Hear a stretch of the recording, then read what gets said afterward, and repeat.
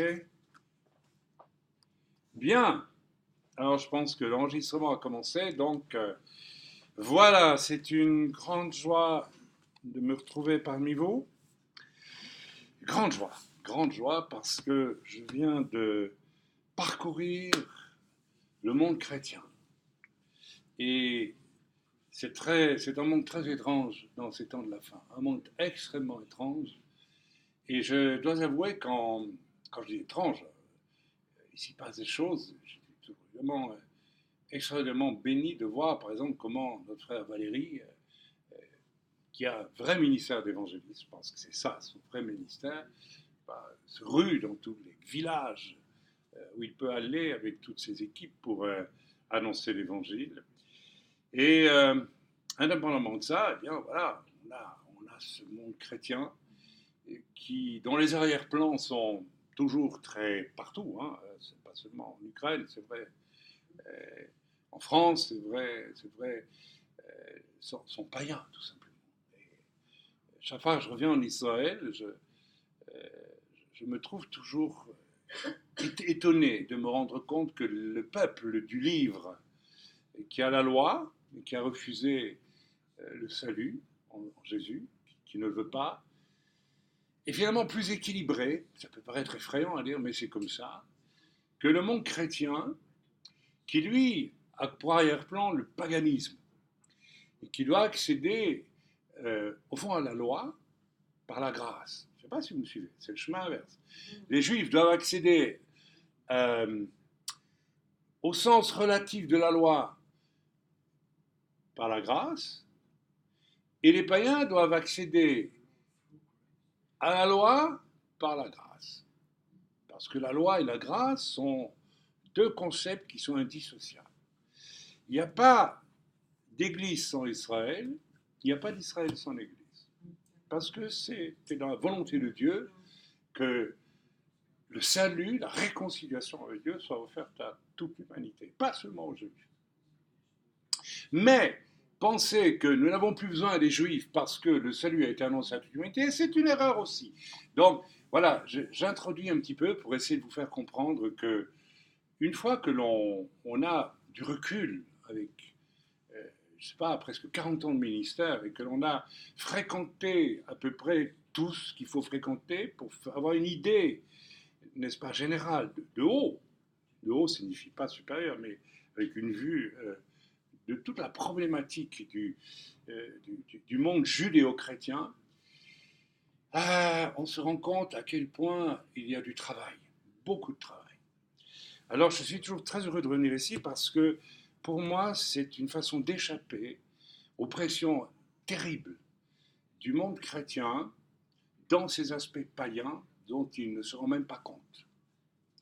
Et voilà, donc j'étais très heureux en arrivant hier parce que j'ai vécu de telles pressions dans le monde païen. Je parle parce que j'ai fait un long parcours là. Hein. J'étais en Suisse, j'étais en France, j'étais en Ukraine, que j'en étais malade, vraiment malade. Et c'est pas pour me plaindre, je dis ça, mais malade, c'est-à-dire que mon corps à un moment donné n'a plus supporté les pressions qui viennent au fond de quoi? Mais des œuvres de la chair, des œuvres de l'âme. C'est absolument effarant de voir à quel point le christianisme d'aujourd'hui est très éloigné d'un christianisme de l'esprit. Attention. Il y a aujourd'hui une façon de croire qu'on est dans l'esprit qui n'est pas spirituelle du tout. Je suis convaincu que beaucoup de gens, on peut être baptisé du Saint-Esprit, on peut avoir des dons de l'esprit et être extrêmement charnel. Le Saint-Esprit est Saint-Esprit, mais ce n'est pas pour ça que l'homme est spirituel. Je ne sais pas si vous comprenez, si vous me suivez, mais c'est une évidence. La preuve, c'est que la pire église que Paul a dû fréquenter dans la Brit Hadasha, c'est l'église des Corinthiens, qui étaient tous remplis du Saint-Esprit, mais qui étaient les pires sur le plan du comportement charnel. C'est-à-dire, c'est là où l'âme était la plus forte. Quand l'âme est forte, l'Esprit de Dieu ne peut pas contrôler, ne peut pas diriger. Ça peut paraître bizarre de dire ça, de dire mais alors je dois avoir une âme faible. Oui, d'une certaine façon. Il faut que mon âme ne soit plus du tout là pour diriger les choix de ma vie. Autrement, ce ne peut pas être l'Esprit de Dieu. Il y aura un combat, il y aura un conflit. Alors voilà, je ne vais pas rentrer dans les détails, si ce n'est que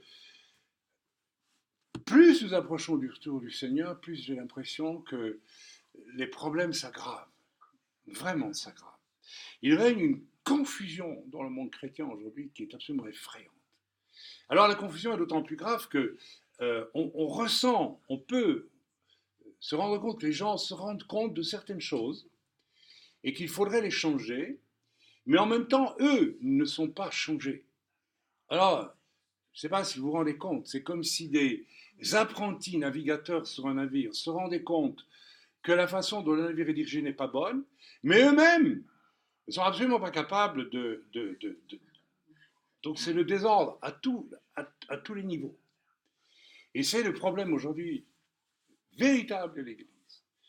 Alors, c'est évident que le fondement de l'Église, c'est des apôtres et des prophètes, parce que c'est écrit. Alors maintenant, tout le monde le dit. Mais je constate qu'en bien des milieux, on ne fait pas ce qu'il faut pour que cela advienne.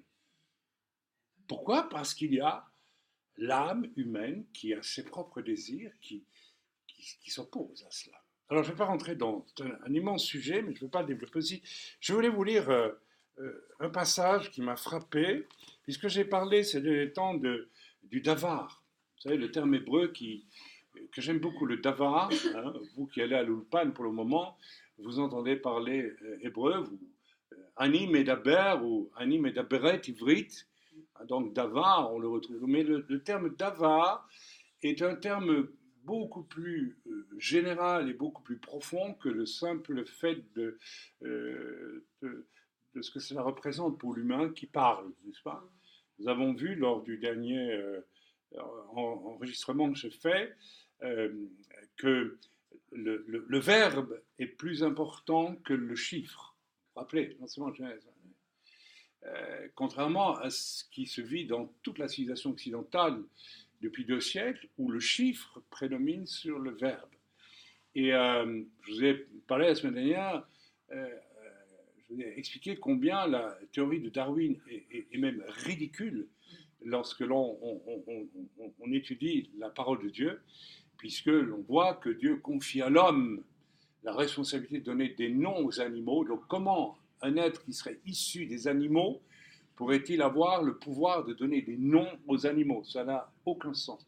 Mais ça mettait surtout en valeur la richesse et la force créatrice du davar, du verbe, ce que je dis. Je pense que ce qui fait que le christianisme est dans une défaite totale aujourd'hui face au judaïsme, c'est que dans le judaïsme, même si on refuse la réalité du verbe incarné qui est Yeshua, on est extrêmement attentif sur l'écrit, le verbe, le dit, ce que je dis, comment je le dis. Il y a des règles extrêmement, alors qui peuvent paraître contraignantes et parfois un peu mesquines même, mais en réalité qui démontrent que l'on a une grande prudence par rapport à ce que l'on dit.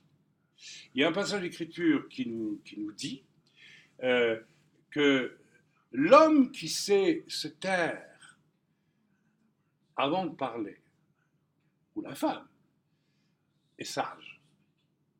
Et c'est vrai que quelquefois on parle, et c'est fort dans le monde chrétien, tout le monde parle.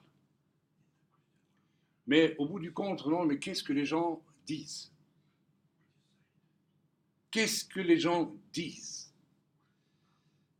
On entend beaucoup de choses, beaucoup de plaintes, beaucoup de je veux, j'aime, j'ai envie, tout ça, mais qu'est-ce que tu dis? Normalement, ce que je dis, enfin, c'est ainsi que moi je l'ai compris depuis 40 ans, quand je prêche, c'est censé être un davar, une parole qui vient de Dieu. Et certainement pas de moi. Ok? Lorsque ça va mal dans ma vie, je m'arrête. Si ça va mal, si je sens un malaise, et je m'arrête. Je dis, Seigneur, qu'est-ce que j'ai dit ou qu'est-ce que je fais que tu ne m'as pas demandé de faire? Et c'est vite réglé. Et je constate qu'aujourd'hui, de plus en plus de gens vivent d'une manière complètement éclatée.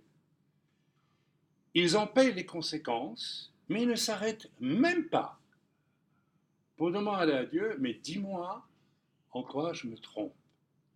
Pourquoi est-ce que je suis dans telle situation? Pourquoi est-ce que je suis dans telle difficulté?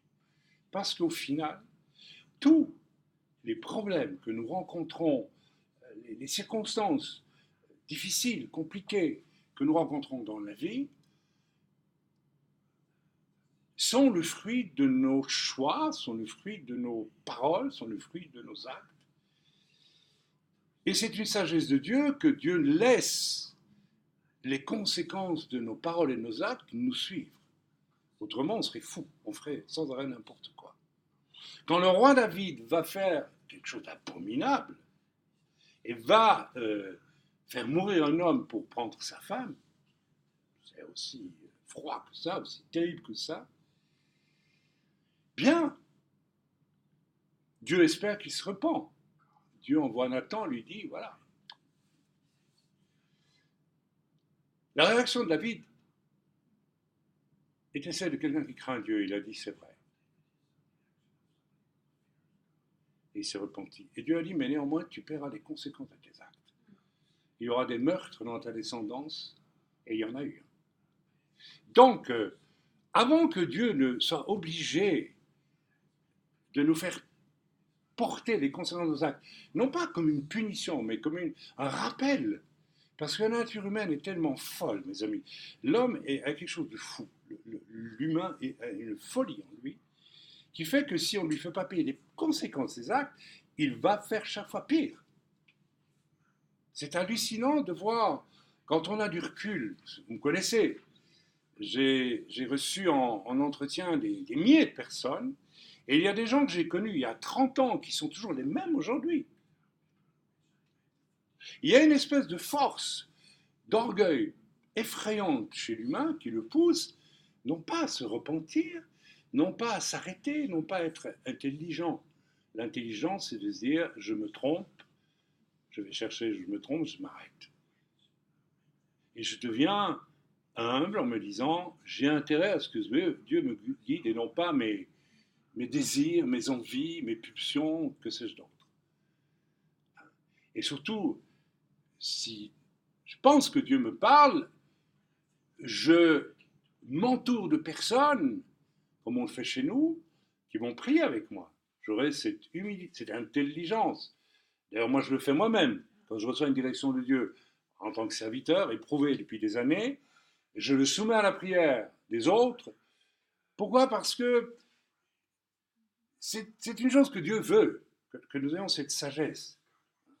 Or, voilà, je pourrais très bien décider tout seul, Dieu m'a parlé, et c'est vrai, Dieu me parle, et aller de l'avant tout seul. Quel serait l'intérêt pour vous? Il n'y en a aucun. Et il y aura un danger extrême, c'est qu'à un moment donné, puisque plusieurs fois Dieu m'a parlé, et c'était de Dieu, Dieu ne me tend un piège en me disant tu es très orgueilleux. Je vais même te parler. Il y a des exemples dans la Bible, mais ça ne sera pas ma volonté. Je vais t'induire en erreur. Il y a des exemples bibliques, mes amis. Donc de l'importance d'être très prudent dans la façon dont nous fonctionnons. J'ai vu tant de gens aller au désastre parce qu'ils ont méprisé cela. Alors on va parler du davar encore aujourd'hui. Alors il y a tellement de choses à dire concernant le davar, le verbe, la parole. Et on va, si Dieu le permet, non pas moi j'ai envie, mais si Dieu le permet, on va développer ce, tout ce qui tourne autour du verbe et de la parole, parce que c'est toute la Bible. Le davar de Dieu, ça c'est le davar. C'est Jésus incarné. Il y a tant de choses. Il y aurait par exemple à réfléchir sur les paroles du diable lorsqu'il vient parler. Pourquoi il parle? Il n'a pas présenté un contrat et il a parlé. Et voilà, et le fait que Ève ait accepté les paroles, n'est-ce pas? Mais ce n'est pas le sujet de ce midi. On va lire ensemble dans Jacques, euh, donc au chapitre 3 et 4, ce qui est écrit là. Voilà, Jacques parle là de la langue, ce terrible outil, cette chose terrible qu'on prévient de nous couper, quelquefois. Parce que c'est... Bon, on lit. Mes frères, qu'il n'y ait pas parmi vous, donc chapitre 3 et 4, on va lire, un grand nombre de personnes qui se mettent à enseigner. J'ai reçu hier un email, je ne dirai pas le nom, d'une personne qui aime bien nos enseignements et qui s'est faite comme ça, une personne, on ne sait pas d'où elle sort, ni rien, s'est fait une espèce de désir de rassembler comme ça toutes sortes d'œuvres pour, on ne sait pas trop faire quoi, mais voilà, c'est une sœur de Suisse. Et alors, je vois que Expedition apparaît parce qu'elle nous a contactés, et comme par hasard, jusqu'à présent, on n'a pas permis qu'on se rencontre. Elle veut nous voir, elle veut nous connaître, et puis chaque fois... oui, eh bien, très bien. Mais je souhaite la rencontrer, bien sûr, mais j'étais quand même surpris parce que quand je lis sur certains des sites, je vois une profusion de ministères qui sont cités. Voilà. Alors, j'ai un peu peur aujourd'hui parce que il y a quelque chose qui me paraît nécessaire. C'est le recul avec le fait de donner des noms de ministères comme ça, très rapidement, comme si tout était... voilà. Donc nous allons... Je pense que nous devons agir avec une immense sagesse. Vous savez, je ne sais plus où et quand c'était.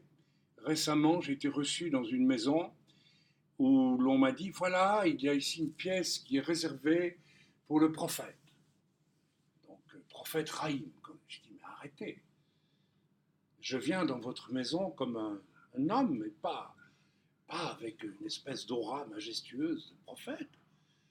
Donc, ça me dérange que vous m'accueilliez comme ça. Est-ce que lorsque, je ne sais pas, l'apôtre Paul entrait dans une maison, on disait entrez apôtre Paul? Non. Il y a quelque chose qui me dérange dans tout ça. Alors, j'aimerais bien plus avoir la conviction, quand je lis tous ces titres, avoir la certitude que derrière, il y a vraiment ces ministères. Avant de dire... Or, j'ai un peu l'impression qu'aujourd'hui, on utilise les titres un peu comme on distribue des... Excusez-moi, je veux dire... Alors, peut-être je me trompe, et pardon si je me trompe, mais c'est plus qu'une impression. On va très vite. On distribue des titres. Et on croit ainsi qu'on construit l'Église. On ne construit rien du tout. Avant d'avoir un titre, ce qu'il faut, c'est que le titre soit vérifié, soit mérité, je veux dire. On ne peut pas appeler prophète quelqu'un qui n'a pas fait ses preuves comme prophète. On ne peut pas appeler pasteur quelqu'un qui n'a pas fait ses preuves comme pasteur. Et une fois encore, j'aime le dire, je n'ai jamais désiré un ministère. Depuis 40 ans, presque de ça, je n'ai jamais désiré. C'est le corps de Christ autour de moi qui m'a dit régulièrement, mes frères, vous avez quel ministère? Ça se voit, parce que vous le manifestez. Mais aujourd'hui, on fait l'inverse. On donne le titre, et puis après, mais les gens n'ont rien manifesté, ou alors manifesté si peu. Donc voilà, c'était juste une parenthèse, parce que la langue fait beaucoup. La langue, comme le dit Jacques ici, est un outil qui va très vite, qui se vante beaucoup, vous m'avez compris. Mes frères, qu'il n'y ait pas parmi vous un grand nombre de personnes qui se mettent à enseigner. Car vous savez que nous serons jugés plus sévèrement. Alors, ok, vous vous dites ceci, vous vous dites cela, vous vous dites en plus ceci et puis cela, et encore ceci et puis cela. Très bien. Vous vous déclarez vous serez jugé en tant que tel. Vous serez jugé en tant que tel. Si tu es soldat dans une armée et que tu as l'impression qu'un jour tu vas être général, tu dis je suis le général, bon, ben on va te juger comme un général, tu dois être jugé. Tu vois pas. Ah ben oui. Donc il vaut mieux même se voir toujours un peu en dessous de ce qu'on est réellement. C'est de l'intelligence. C'est très juif comme pensée. C'est de la bonne spéculation. Je me voir un peu en dessous de ce que je suis pour être certain de ne pas être jugé pour ce que je ne suis pas. Mes frères, qu'il n'y ait pas parmi vous un grand nombre de personnes qui se mettent à enseigner ou à prétendre toutes sortes de choses, car vous savez que nous serons jugés plus sévèrement. Nous bronchons tous de plusieurs manières. Alors, si quelqu'un ne bronche point en parole, si quelqu'un ne bronche point en parole, c'est un homme parfait capable de tenir tout son corps en bride. Alors, là, je vais m'arrêter parce que dans ce verset 4, il y a déjà à peu près tout ce qu'il faut dire.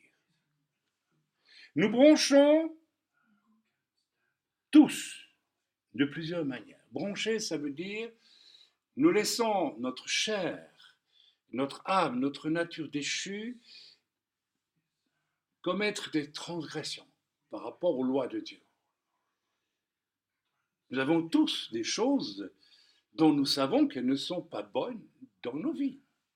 Pour l'un, ce sera un caractère colérique. Pour l'autre, ce sera un caractère indépendant. Pour l'autre, ce sera une tendance à la paresse. Une autre, ce sera une tendance à être indélicat. Pour d'autres, ce sera encore autre chose. Alors, évidemment, on peut se dire tout ça, ça compte pas. Ça, c'est le discours implicite qu'on entend dans le christianisme. De toute façon, Dieu m'a tout pardonné, donc ça compte pas. Mais si, ça compte. C'est justement là où tu es défaillant que tu dois pouvoir te dire hey, il faut que je change avant de vouloir parler, avant de vouloir être ceci ou être cela. Je rencontre de plus en plus de personnes, et j'en ai rencontré ces 3-4 derniers mois, qui sous prétexte de parler au nom du Saint-Esprit, font n'importe quoi ensuite dans la vie. Non, non, non, moi ça va, le Saint-Esprit ça me suffit, donc je suis parfait. D'où sort cette doctrine? D'où sort cette doctrine? Même les Corinthiens, l'apôtre Paul, pourquoi croyez-vous qu'à travers 1800, je ne sais pas combien d'années, l'épître aux Corinthiens est une de celles qui est arrivée jusqu'à nous pour nous mettre en garde? Les chrétiens de Corinthe qui avaient tous les dons de l'esprit étaient les pires de tous. Parce qu'ils croyaient, on est rempli du Saint-Esprit, donc on est parfait. Quelle sottise! Quelle sottise! Quelle sottise! La suprématie de l'Esprit de Dieu sur ma personne implique un esprit libéré de l'âme qui va me permettre, sans même prier en langue, de faire la volonté de Dieu au travers de l'Esprit. Et j'ai beau prier en langue tout autant que je veux, je peux être hyper charnel pour le reste du temps. C'est une évidence. Nous bronchons tous de plusieurs manières. Nous sommes, vous savez, oh je sais que ce que je prêche ce matin, ça ne va pas intéresser tout ce christianisme occidental, amateur de sensations, de choses rapides, faciles. Voyez. On veut tout de suite tout. On veut tout de suite vivre des choses extraordinaires. Et en fait, on ne vit rien d'extraordinaire. La seule chose extraordinaire, c'est lorsqu'on a la conviction, la certitude, dans l'inspiration, dans les actes de foi et dans les fruits vérifiés, que l'on a fait la volonté de Dieu. Et pas dans tout ce qu'on imagine. Nous bronchons tous de plusieurs manières. Si quelqu'un... Alors, une façon de broncher, c'est en parole. Mais parole. Mais si quelqu'un arrive à ne pas broncher en parole, comment c'est broncher en parole? On en parle depuis très longtemps. C'est tout ce que je dis et que je ne devrais pas dire. Hein, c'est le fameux problème du lachon hara. On connaît tous. On en a parlé tellement ici, tellement ici. C'est un homme parfait, capable de tenir tout son corps en bride. Ça veut dire que dans la façon dont tu parles, attention à ce que je vais dire ici, on va savoir si tu tiens ton corps en bride ou pas. Dans la façon dont tu parles, et j'ai toujours vérifié, quand les gens parlent légèrement, superficiellement, c'est que la façon dont ils guident leur propre vie, même celle de leur corps, est légère et superficielle. Si tu parles avec cette espèce de joie tu démontres par là que ton corps est joyeux aussi. C'est-à-dire que tu le tiens bien. Tu n'utilises pas pour des choses illicites. Lorsque vous rencontrez des gens qui se plaisent à critiquer, vous allez toujours découvrir, selon ce qu'il dit l'Écriture, qu'en réalité, ils ne tiennent pas leur corps propre en bride. Et j'ai toujours vérifié que chez les personnes qui aiment rapporter le mal, il y a par exemple beaucoup d'impuretés sexuelles cachées, pas réglées du tout. Alors, si votre parole révèle que l'intérieur est souillé, sachez que votre intérieur souillé génère vos paroles. Et on peut être souillé de multiples façons. Et la vie judéo-chrétienne, juive et chrétienne par excellence, c'est laisser Dieu nous transformer. La loi ne me permet pas d'être transformé parfaitement, mais c'est déjà un chemin qui vise à me transformer. Et le salut en Yeshua, c'est la loi parfaitement accomplie qui, si j'ai vraiment rencontré Jésus, va m'obliger à changer pour devenir un jour parfait comme Jésus l'est lui-même. On continue. Vous êtes d'accord? Amen. Si nous mettons le mort dans la bouche des chevaux pour qu'ils nous obéissent, nous dirigeons ainsi leur corps tout entier.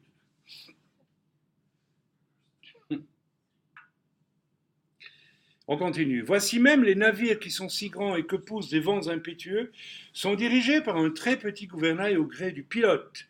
De même, la langue est un petit membre. C'est vrai que c'est petit, hein? Dans votre bouche, ça fait quoi 5 cm, même pas, 4, je ne sais pas. Il y en a qui ont une grande langue aussi. T'as une grande langue T'es sûr? Bon.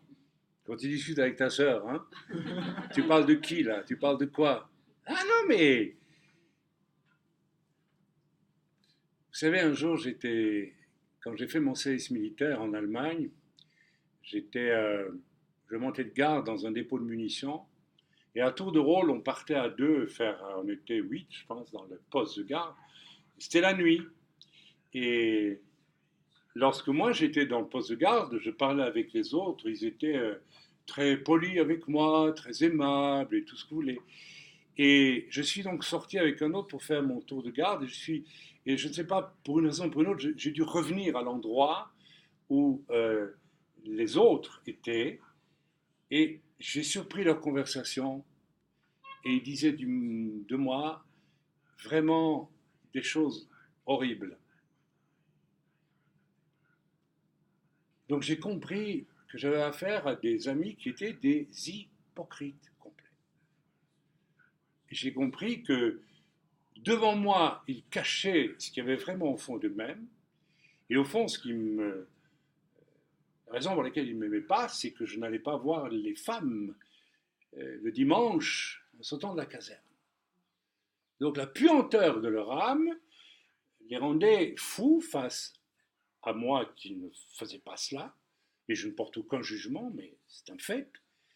Et donc derrière mon dos, il fallait montrer. Donc vous voyez, j'ai eu un choc. J'ai dit, mais alors c'est pas des amis, donc le monde est fait ainsi. Le monde est fait de. La langue est vraiment une chose terrible, parce qu'elle révèle toujours ce que vous avez au fond de vous-même. Ne cherchez pas plus loin. Quand vous avez des gens qui s'acharnent à toujours vouloir critiquer les autres, c'est qu'ils ressentent chez quelqu'un d'autre quelque chose qu'ils n'ont pas et qu'ils veulent détruire. Et souvent, c'est de la sainteté qu'ils n'ont pas eux-mêmes. Donc, ayons le courage de nous rendre compte qu'avec la langue, nous bronchons énormément. Mais là, si je bronche dans mes pensées et que j'ai de la convoitise vis-à-vis d'une femme qui n'est pas la mienne, ce qui n'est pas mon cas, mais enfin, admettons, ça se passe dans ma tête. Mais ma langue, ça devient un outil terrible qui peut amener des dégâts effroyables autour de moi. Donc c'est bien de réfléchir. Nous sommes dans le domaine du davar, du verbe ici. Et nous avons vu à quel point le verbe est une chose sainte. Toute l'écriture nous dit l'écriture, c'est le verbe, c'est Yeshua lui-même. Celui qui s'est laissé crucifier sur une croix, c'est le verbe qui a créé le monde. Je ne sais pas si vous réalisez ce que ça veut dire, ce que ça signifie. C'est l'autorité suprême de toute vie qui a renoncé à la vie pour nous ramener à la vie. Celui qui a toute autorité pour te dire, toi tu meurs, toi tu vis. Et qui n'utilise pas cette autorité. Si Dieu ouvre la bouche, ma vie est finie là, c'est fini. Dieu lui-même retient sa bouche pour ne pas détruire l'humanité qui est affreuse dans ses choix et dans ses paroles. Et il convient que nous questionnions sur, ok, est-ce que le but de ma vie n'est pas de changer au point de devenir comme Dieu? Quelque part, c'est le but. Dans l'épître aux Éphésiens, il est écrit que Dieu a donné 5 ministères pour mener chacun à la mesure de la stature parfaite de Christ. Dieu n'a pas donné tout le monde pour mener chacun à la mesure de la stature parfaite de Christ. Dieu a donné 5 ministères. N'en déplaise à toutes sortes de mouvements dans l'Église aujourd'hui où tout le monde fait tout de son propre droit, comme ça, sans savoir même ce qui est écrit dans la parole. On continue. La langue aussi est un feu. C'est le monde de l'iniquité. C'est le monde du mal. C'est le monde qui provient de Satan, mes amis, tout simplement. Car si Dieu a créé le monde par le Verbe, on l'a vu dans Bereshit, si Dieu a donné à l'homme qu'il a créé à son image le pouvoir de donner identité à tout ce qui est sur la terre, en faisant passer les animaux devant lui pour leur donner un nom, nous savons que ce qui est arrivé, c'est que le diable est venu aussi avec son verbe à lui et a invité la femme en lui disant « Dieu t'a menti, si tu manges de l'arbre défendu, tu seras comme Dieu, c'est pour ça que Dieu a peur de toi. » Vous savez, quand on y pense, c'est ridicule. C'est absolument ridicule. Et c'est ça qui fait que je suis parfois effrayé quand je vois la rébellion chez l'humain. Je me dis, mais comment est-ce possible que nous soyons rebelles? Nous avons été créés par Dieu et nous croyons obtenir quelque chose par la rébellion, mais qu'est-ce que tu peux obtenir? Rien. Dieu, ce n'est pas le tsar de Russie, ce n'est pas le roi de France, tu ne peux pas lui découper la tête. C'est impossible. Tu ne peux pas faire la révolution avec Dieu. Il y en a un qui a essayé, ça lui a coûté sa place. Et les humains, tous les jours, je vais faire ce que j'ai envie. Je suis sauvé, maintenant, Dieu fiche-moi la paix. Hein? Mais mes amis, ça n'a pas de sens. Ça n'a aucun sens. C'est absurde. C'est une tragédie qui finira dans la destruction. Le vrai chemin judéo-chrétien, c'est un chemin, nous dit l'Écriture, étroit, resserré, qui n'est pas facile. Il n'est pas facile pour ma chair, pour mon âme, pour mes envies, pour tout ce que vous voulez. Pour mon désir de liberté, d'agir comme je veux, quand je veux, comme je veux. Bien sûr, c'est pas facile. Même moi, il y a des moments où, voilà, les rares fois où j'ai demandé à Dieu, donne-moi un jour ou deux de liberté. Seigneur m'a donné 2 jours, un week-end de liberté il y a 3 ans à Prague. J'ai supplié Dieu, j'aimerais bien voir Prague avant de mourir. Parce que Prague, c'est une très belle ville. J'ai étudié l'histoire de l'art, donc ça m'intéresse. Mais Dieu m'a dit, d'accord, vas-y. Allez, je te donne un week-end de vacances à Prague. Tu te rappelles, ma chérie, on est allés ensemble, mais on était à peine arrivés à Prague. Dieu m'a dit, je t'ai tendu un piège, tu vas me servir. Et j'ai dû servir Dieu à Prague. Oh, j'ai vu Prague. Mais Dieu m'a dit, je te rappelle que tu es dans les chaînes pour moi, tu l'as demandé il y a autant d'années, et donc tu me sers. J'ai accédé à ta demande, mais je t'ai tendu un piège. À peine arrivé à débarquer de l'avion à Prague, je t'ai dit maintenant tu vas me servir. Tu vas aller à tel endroit, tu pries, tu fais ça et ça et ça et ça. La langue aussi est un feu, c'est le manque de l'iniquité. La langue est placée parmi nos membres, souillant tout le corps et enflammant le cours de la vie, étant elle-même enflammée par la gêne. Toutes les espèces de bêtes, d'oiseaux, de reptiles et d'animaux marins sont domptées et ont été domptées par l'homme. Mais la langue, aucun homme ne peut la dompter. C'est un mal qu'on ne peut réprimer. Elle est pleine d'un venin mortel. Et c'est vrai. J'ai parlé ici même, il n'y a pas très longtemps, d'une Jézabel qui a son impact en tant que faux ministère, parce que ça n'existe pas, le ministère féminin. Je suis désolé que ça plaise ou pas. Je sais que ce n'est pas du tout dans l'air du temps, mais ce n'est pas biblique. Je ne vais pas revenir dessus.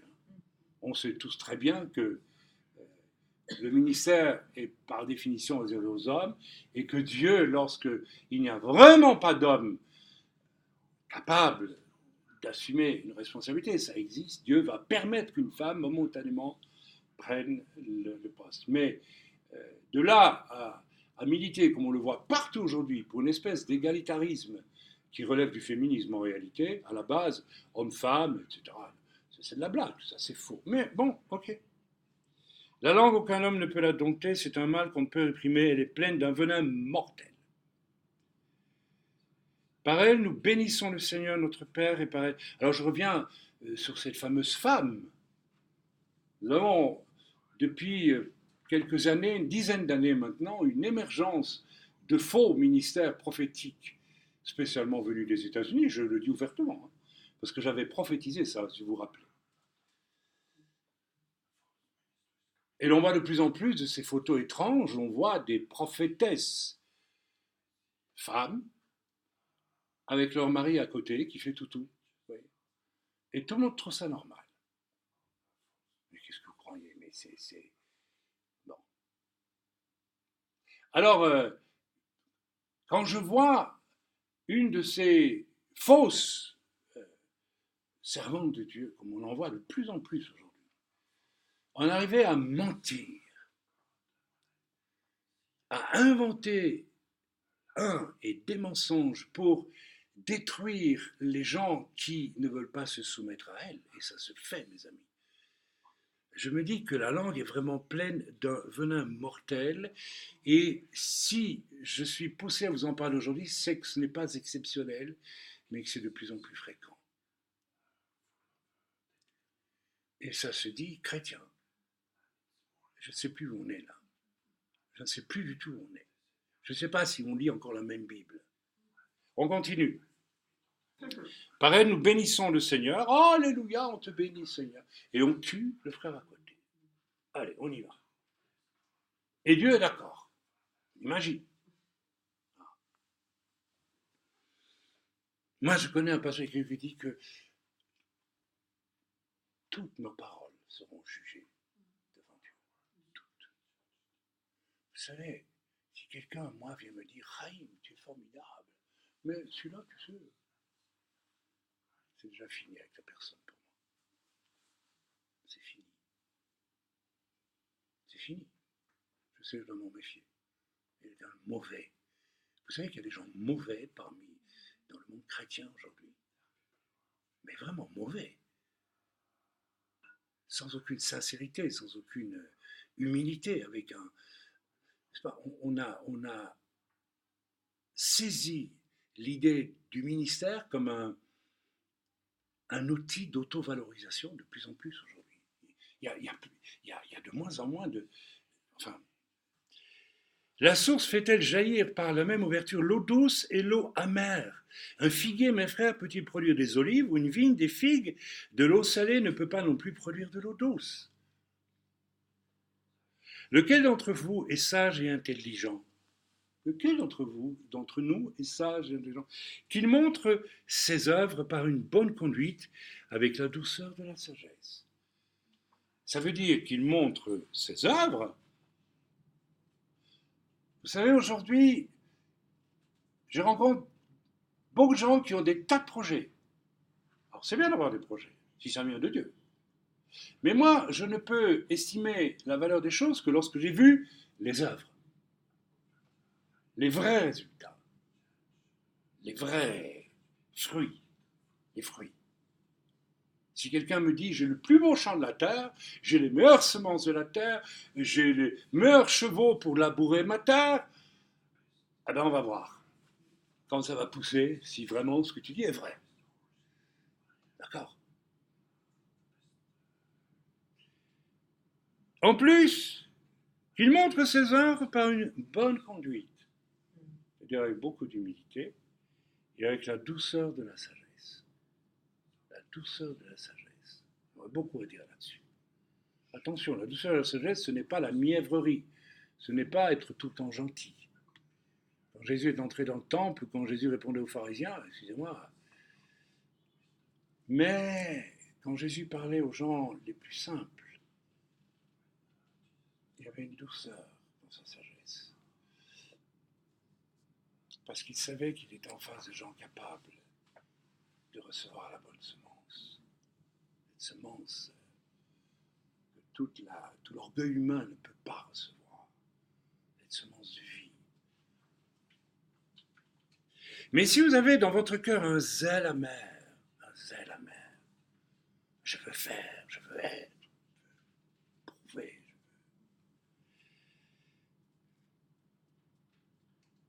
un esprit de dispute.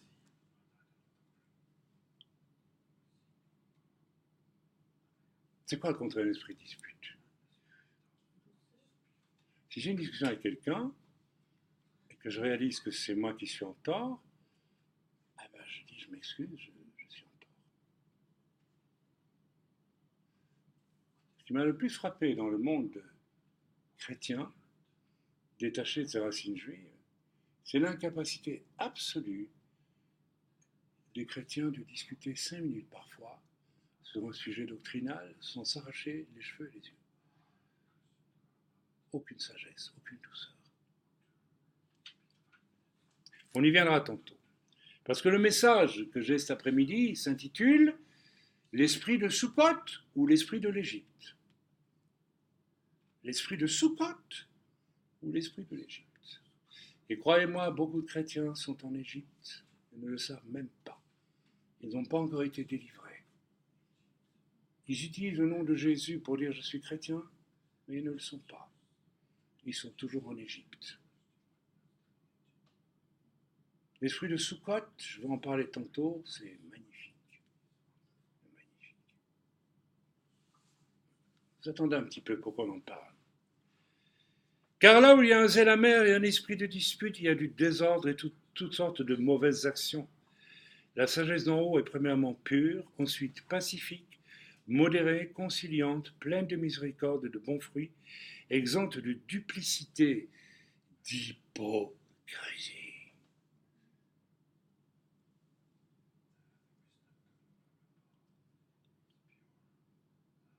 Est-ce que mes rapports avec autrui sont désintéressés? Et s'ils ne le sont pas, dans quelle comédie vais-je me lancer pour prouver à l'autre que je l'aime alors qu'en fait, je veux juste tirer profit de lui, n'est-ce pas? On va dire, ah mais ça n'existe pas. Oh, que si, ça existe. Je dirais que c'est 90% des relations de chrétiens. Oui, l'esprit d'Égypte. L'esprit d'Égypte, et pas l'esprit de Sukkot. Le fruit de la justice est semé dans la paix par ceux qui recherchent la paix. Le fruit de la justice est semé dans la paix par ceux qui recherchent la paix. Nous avons là le verset qui devrait permettre à tous les chrétiens, toutes dénominations confondues, de vivre en paix les uns avec les autres. Si je ne suis pas d'accord avec une doctrine catholique, ou bien orthodoxe, russe ou grecque, comme j'ai découvert quand j'étais en Ukraine. Je peux le dire, je ne suis pas d'accord avec votre doctrine. Mais est-ce que je dois perdre ma paix pour autant? Eux la perdent. La preuve, c'est que lorsqu'ils vous repèrent comme n'étant pas d'accord avec eux, ils vous tuent. N'est-ce pas? C'est ça le christianisme? Non. Tu n'es pas d'accord avec moi? D'accord. Est-ce que je dois te tuer pour autant? Ou est-ce que je dois rester en paix? Reste en paix. Je vous pose une question. Est-ce que Jésus a perdu sa paix quand il a dit aux pharisiens, race de vipères, sépulcre blanchi? Non. Non. Autrement, il n'aurait pas pu mourir pour eux sur la croix. Donc, j'aimerais que vous compreniez cette... Comment on peut garder cette paix en nous si on n'est pas dans l'humilité? Vous savez, ce qui nous enlève la paix, c'est l'orgueil. Ce qui m'enlève ma paix lorsque quelqu'un me blesse, ce n'est pas la blessure qu'il me cause, c'est la façon dont je réagis.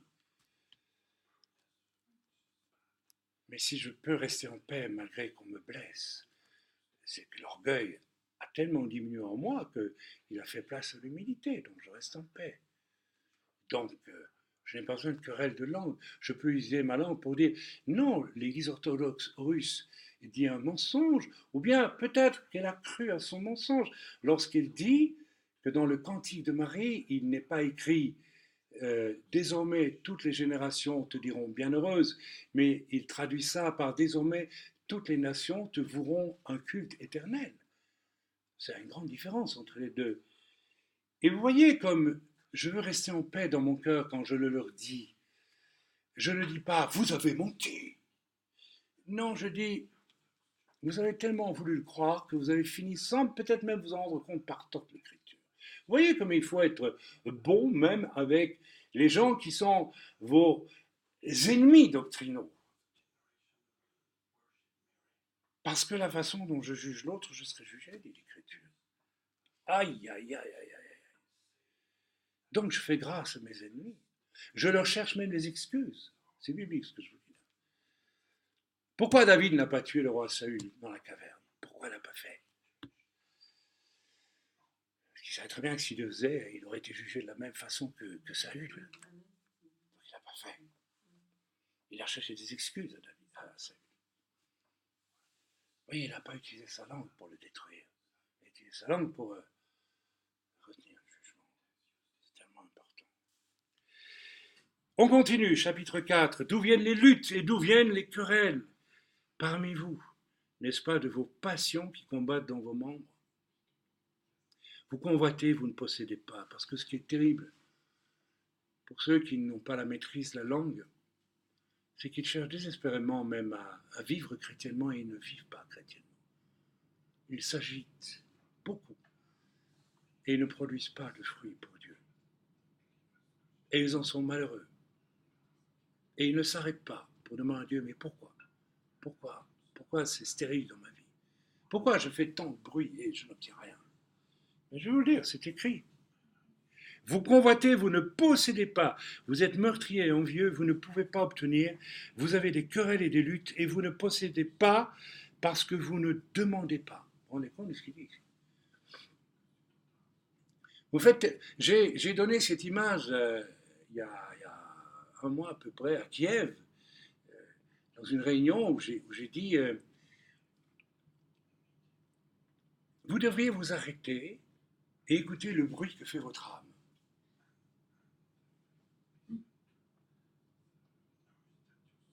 Vous agitez, certains, pas tous, mais certains. Je dis ça à certains, qui avaient besoin d'entendre ça. Vous savez, votre âme, c'est comme un poste de radio. Vous savez, quand on allumait jadis, en tout cas, maintenant ça a peut-être changé, mais une radio, on allumait, ça fait clork, déjà un gros bruit. Et puis,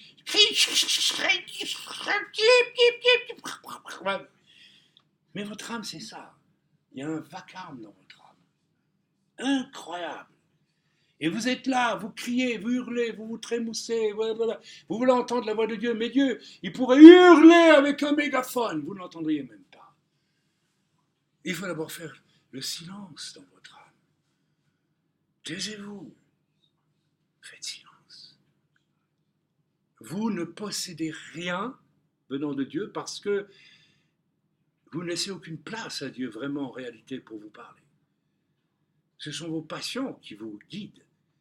Et aujourd'hui, je le dis haut et clair, que ça choque ou pas, tout ce qui vient du mouvement charismatique dans le monde est rempli de chrétiens qui font beaucoup de bruit, qui s'affublent de toutes sortes de titres, qui construisent des choses invraisemblables, qui ne font que démontrer une chose, Dieu n'a rien dit à ces gens-là. Je le dis ouvertement. On a eu la phase du faux Saint-Esprit, maintenant la phase de tout le monde est tout. Tout le monde fait tout, tout le monde est supposé être, je sais pas, un envoyé de Dieu. Quand je lis ma Bible, je ne vois pas trace de ça. Je ne vois pas trace de ça. Je ne dis pas que tout le monde ne veut pas être utilisé par Dieu. Si, tout le monde peut. Mais attendez, il y a un chemin à suivre. C'est un chemin resserré, étroit. Ce n'est pas un chemin de toutes les fantaisies. Vous demandez, vous ne recevez pas parce que vous demandez mal, dans le but de satisfaire vos passions. C'est quoi une passion? C'est ce que mon âme désire. Moi j'ai une âme, je m'appelle Chaim, j'ai une âme. J'aime les livres, j'aime la musique classique, j'aime l'art, j'aime ceci, j'aime cela. Et si j'écoute mon âme, ça va devenir une passion. Très vite. Donc, j'ai le choix dans ma vie. Alors, il y a des moments où, oui, bon, je viens de lire le prix Goncourt de l'année, je l'ai lu, en une journée, ce n'est pas un trop gros livre. Mais je sais très bien que je ne peux pas vivre comme ça, j'ai besoin de lire ceci, la Bible, avant tout. Si je laisse mes passions prendre une place dans ma vie, j'enlève la place pour que le Seigneur puisse. Il n'y a pas de place, c'est pas possible. Il n'y en a qu'une. Elle doit être complètement occupée par le Seigneur. Adultères que vous êtes, ne savez-vous pas que l'amour du monde est inimitié contre Dieu? Celui donc qui veut être ami du monde sera ennemi de Dieu. Croyez-vous que l'Écriture parle en vain? C'est avec jalousie que Dieu chérit l'Esprit qu'il a fait habiter en nous. Alors attention, c'est avec jalousie que Dieu chérit l'Esprit qu'il a mis en moi. Alors attention, parce que nombre de chrétiens, pentecôtistes, charismatiques, et alors là, on entre vraiment dans le domaine du grand n'importe quoi, je le dis ouvertement, s'imaginent que parce qu'ils ont été baptisés du Saint-Esprit, l'Esprit les contrôle vraiment. Ce n'est pas vrai. Lorsque vous acceptez le Seigneur, parce que vous l'avez cherché, beaucoup de gens aujourd'hui se sont convertis parce que ils ont eu une espèce d'émotion dans une réunion, et puis voilà, ils disent pourquoi pas, ils sont devenus chrétiens. Ils ne sont pas convertis. Ce sont des adeptes. Ce sont des gens qui suivent quelque chose, et un jour ou l'autre, vous allez voir, sauf s'ils se convertissent vraiment, ils vont aller dans les problèmes, et ils vont amener des problèmes graves partout. Les églises sont pleines de ça aujourd'hui. Mais le jour où vraiment vous cherchez de tout votre cœur, comme cet homme qui est venu nous trouver en France, cet homme auquel je témoigne depuis 2 ans, cet homme humble, cet homme intelligent mais humble. 2 ans nous avons parlé ensemble, mais pendant 2 ans il m'a écouté. Il ne m'a jamais dit non, j'en veux pas de ton Dieu. Il m'a écouté. 2 ans il a écouté. Et à la fin il a dit je veux ça. Il est venu nous trouver comme un enfant. Il n'est pas venu discuter de oui, mais non. Il est venu, il ne savait pas comment faire. 2 heures, il était assis en face de nous. Et à la fin, je lui ai dit, parce qu'on discutait de ce qui l'intéresse. Parce que lui, tout ce qu'il a étudié, c'est la poésie chinoise, la philosophie, le shintoïsme. Ce sont ses sources de base. Et puis, moi, je lui ai parlé du Dieu vivant pendant 2 ans. Et ça, il ne connaissait pas. Et il a dit, mais ça démolit tout ce que j'ai cru. Mais il y a quelque chose de vrai. Alors il est venu. Et comme on ne savait pas de quoi parler, enfin, moi je ne savais pas ce qu'il voulait, hein, il vient nous dire bonjour. Ah, il vient encore nous parler du shintoïsme et tout ça. Bon, on va parler de shintoïsme, on va parler. Et alors à un moment donné, je lui dis, mais tu sais, de toute façon, Stéphane, il s'appelle Stéphane, tu sais, je te l'ai déjà dit 100 fois, il n'y a que Jésus. Et il dit oui. Et tiens, je dis, il a dit oui. C'est drôle, il dit oui. Oui, il dit oui. Et puis on reprend la discussion avec le shintoïsme, tout ça. Je croyais qu'il. Et puis je lui dis, mais de toute façon, Stéphane, tu sais, il n'y a que Jésus. Il dit, oui. Ah, j'ai dit, compris, ça c'est un cri. J'ai dit, tu voudrais maintenant?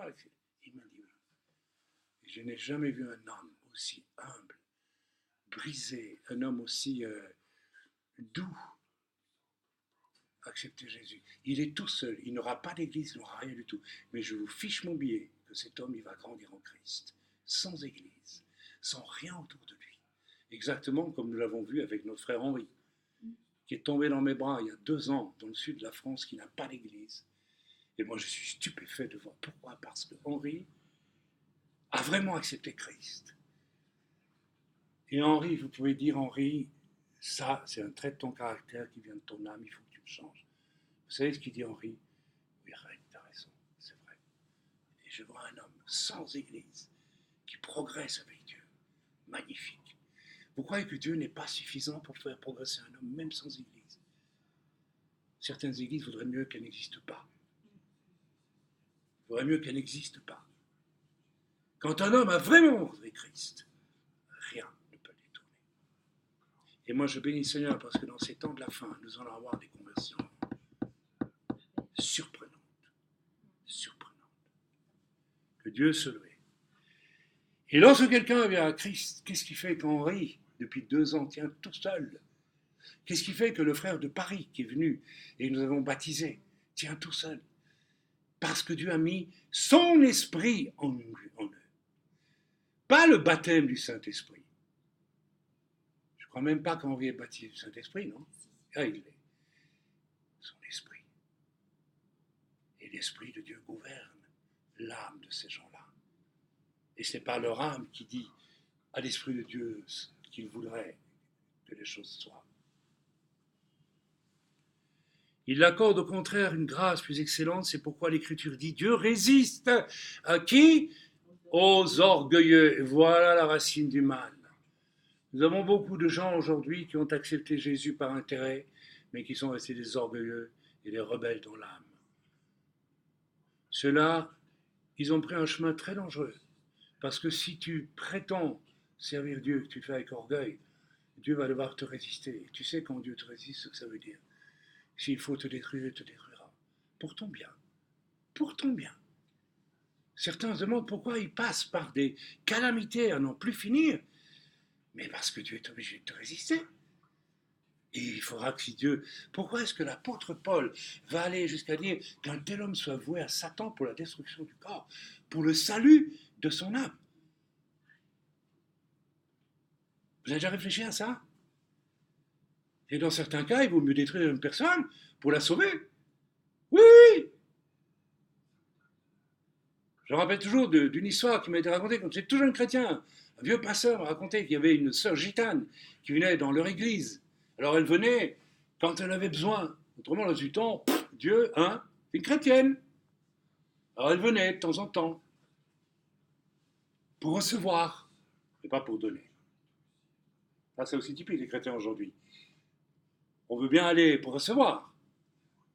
On va au mangeoir, on mange.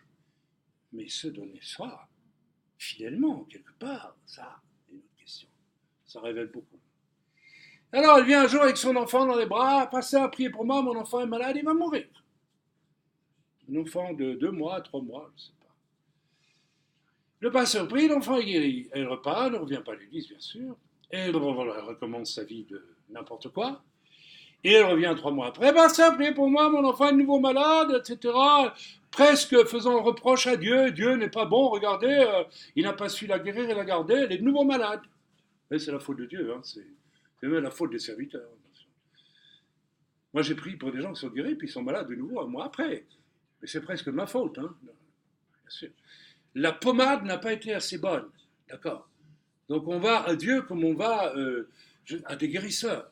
On va trouver le meilleur et puis voilà, après on fait tout ce qu'on veut, n'est-ce pas? D'accord. Alors le pasteur prie de nouveau pour le bébé est guéri. Et la femme repart et continue à vivre sa vie. Et elle revient 3 mois après et elle crie dans l'église, pasteur, Dieu n'est pas juste, mon enfant est mort. Vous savez ce que le pasteur a répondu? Ma sœur. Il lui a dit, ma sœur, bénissez le Seigneur d'avoir repris votre enfant. Parce que s'il avait dû grandir avec une mère comme vous, il allait droit en enfer. Là, il est auprès du Seigneur. Merci Seigneur. Ah ben oui, ah ben c'est la vérité. Il vaudrait mieux que certains enfants, Dieu les reprenne, avant de grandir dans certains contextes terrifiants. Vous savez, si vous étudiez l'histoire de Lénine, ou l'histoire de Staline, ou l'histoire de Hitler, même Hitler, ces gens ont grandi dans des contextes de folie, mes amis. Je ne dis pas qu'ils n'ont pas leur responsabilité, mais vous connaissez tous l'histoire de Staline, hein? Il est devenu un rebelle quand un jour il a écouté une conversation entre son père et un pope. Et le père se plaignait, mon fils c'est difficile, et le pope a dit, prends un knout et balai même jusqu'au sang s'il faut, pour le maîtriser. C'est un discours ça. Et Lénine a entendu ça, et a dit, oh Dieu c'est fini à tout jamais. Vous serez jugé pour vos paroles. Et vous vous rendez compte les paroles de ce pope, ce qu'elles ont engendré? Une révolution, et des millions de morts, et cette folie. Mais je ne voudrais pas être à la place de cet homme et me présenter devant Dieu.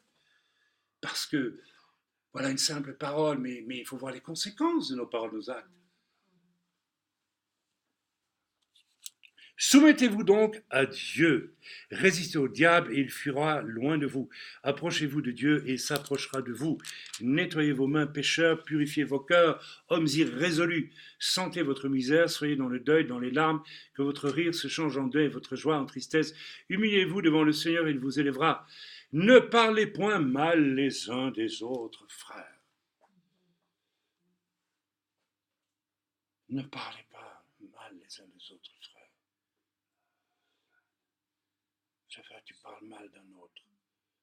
Vous avez vu la prudence que je mets toujours à ne jamais citer de nom dans mes messages. Quand je prends les exemples du mal qui est fait, je ne cite pas de nom. Pourquoi? Ça veut dire que je me venge. Non, on ne peut pas se venger. On ne peut pas parler mal les uns des autres. Si j'éprouve le besoin de parler mal de quelqu'un, c'est que il y a du pu quelque part dans mon âme, c'est tout. C'est pas plus compliqué que ça. C'est la raison pour laquelle le Seigneur a dit, celui qui n'est pas père et mère pour me suivre ne peut pas me suivre. Même tes propres parents peuvent devenir des gens dont tu dois t'éloigner. Mais oui, bien sûr, s'il le faut. Ne parlez point mal les uns des autres frères. Celui qui parle mal d'un frère ou qui juge son frère, parle mal de la loi et juge la loi. Je vous signale que c'est écrit dans une épître aux églises. Parle mal de la loi. Tiens, zut, je croyais que la loi était... Et encore, je pensais que la loi était abolie. On m'a toujours dit ça dans les mondes chrétiens évangéliques. Voilà qu'on parle mal de la loi quand on juge son frère. Ah zut, alors? Elle est toujours là, la loi. Ça, c'est quand même quelque chose. Or, si tu juges la loi, je juge la loi. Seigneur, que je suis content d'être en Israël. Le pays de la loi. Oh là là, c'est vrai, il y en a qui vont dire partout. Chaim, ce qu'il a dit, il judaïse. Hein. Si ça vous plaît de le dire, vous pouvez le dire tant que vous voulez. Mais vous rendrez compte de vos paroles devant Dieu parce que vous savez très bien que ce n'est pas vrai. Que je ne judaïse pas, n'est-ce pas, d'une manière stupide en reniant mon salut en Jésus. Bien au contraire. Plus je découvre la loi, plus j'aime mon Seigneur Jésus. Plus j'aime mon Seigneur Jésus, plus je découvre la loi. Les deux ne sont pas incompatibles. N'en déplaise à certains esprits superficiels. Voilà. Or, si tu juges la loi, tu n'es pas observateur de la loi, mais tu en es juge. Vous vous rendez compte de ce qu'il dit ici? Si tu juges la loi, si tu juges ton frère, tu juges la loi. Et la Bible dit aussi, tu n'en es même pas observateur. Donc tu n'observes pas la loi, mais toi tu la juges. Ça veut dire que tu es un hypocrite, comme il y en a rarement eu sur cette terre. Alors j'aimerais enchaîner avec une lecture que j'ai faite dans Ézéchiel 18 et 19. J'ai beaucoup aimé ça. Ézéchiel 18 et 19, versets 26 et 27. Nous lisons ensemble. Alors ça c'est pour tous ceux qui se plaisent, vous savez, à enfoncer les autres. Oh, j'ai entendu ce Chaim Goel, ceci. Oh là là, il faut que tout le monde le sache, hein, attention. Ben, j'ai une mauvaise nouvelle pour vous. Parce que même si ce que vous dites était vrai, vous auriez eu intérêt à vous taire. Vous savez pourquoi? Ézéchiel 18, verset 26. Si le juste se détourne de sa justice et commet l'iniquité et meurt pour cela, il meurt à cause de l'iniquité qu'il a commise. Mais si le méchant revient de sa méchanceté et pratique la droiture et la justice, il fera vivre son âme. S'il ouvre les yeux et se détourne de toutes les transgressions qu'il a commises, il vivra et ne mourra pas. Vous voyez pourquoi il ne faut juger personne? Parce que toi, tu critiques et tu juges quelqu'un, et tu n'es pas au courant de ce qui se passe dans sa vie. Même si tu colportes quelque chose de vrai, tu ne sais pas s'il ne s'est pas repenti.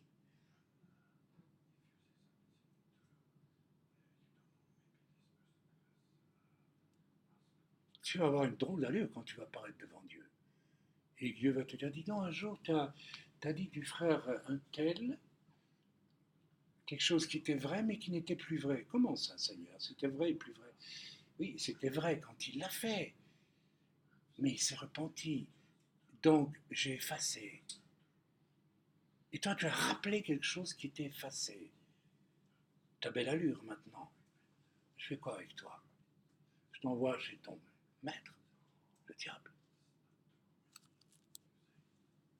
Dangereux, hein?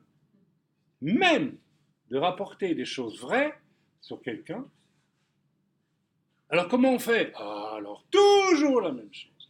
Si ton frère a péché, ou ta sœur, tu vas, tu l'attrapes, tu lui dis à lui. Ça, c'est la preuve que tu l'aimes, que tu veux qu'il se repente. Mais tu ne le clames pas tout autour. Et s'il ne t'écoute pas, tu prends un ou deux témoins et tu retournes le voir. Toujours dans le but de l'amener à se repentir. Et s'il ne t'écoute pas, tu le dis à l'Église. Et s'il n'écoute pas l'Église, alors tu le déclares païen et publicain. Tu as le droit. Tu as le droit, parce que c'est écrit. Nous l'avons fait avec un pasteur ici à Jérusalem, et nous lui avons finalement écrit à 3 anciens, nous te considérons comme un païen et publicain, parce que tu as menti, tu n'as pas voulu reconnaître ton mensonge. Si tu l'avais reconnu entre toi et nous, c'était effacé et on n'en parlait plus, parce que quand quelqu'un se repent, le péché est effacé, donc on ne peut plus en parler. Mais comme tu n'as pas voulu le reconnaître parce que ton orgueil ne t'a pas permis de reconnaître ton péché, alors nous te disons maintenant que tu es un païen, un publicain.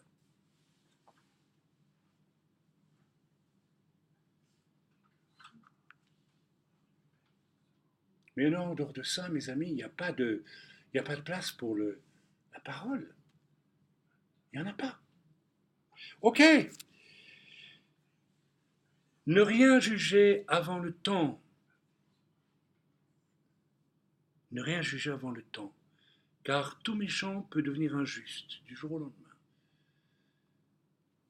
Tout méchant peut un jour se dire, mais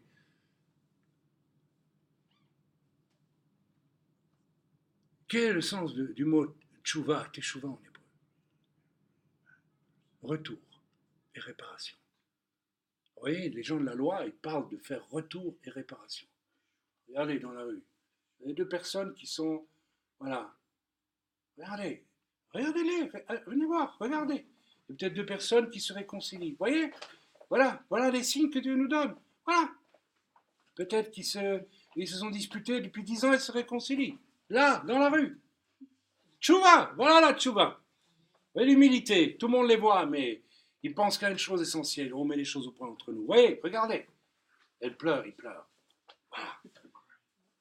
Ça, c'est beau, ça. Peut-être que je me trompe, mais regardez. Ça se passe souvent, chrétien? Non, j'ai toujours raison. J'ai eu affaire à Kiev à une femme qui est une véritable Jézabel, avec un orgueil terrifiant.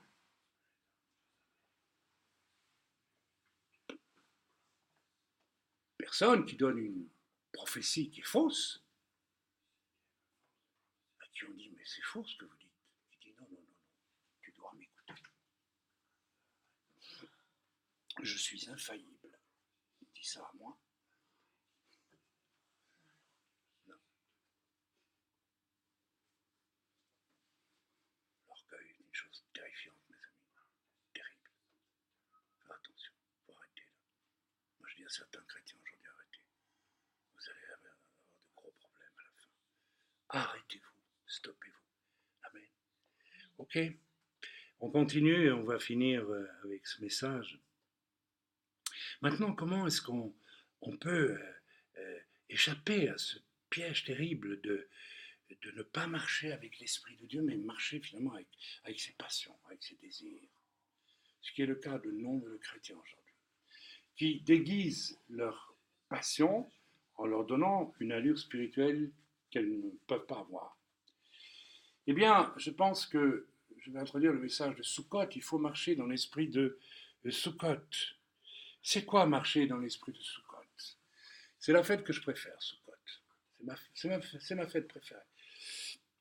Qu'est-ce qui caractérisait Sukkot, finalement? Regardez comme c'est beau, ça s'est fait il y a combien de siècles? Le peuple d'Israël sort d'une boîte fermée, d'un endroit religieux qui le contrôle et le domine, et il va au désert. Il va au désert pourquoi? Pour apprendre à découvrir Dieu. Pourquoi est-ce qu'on doit découvrir Dieu?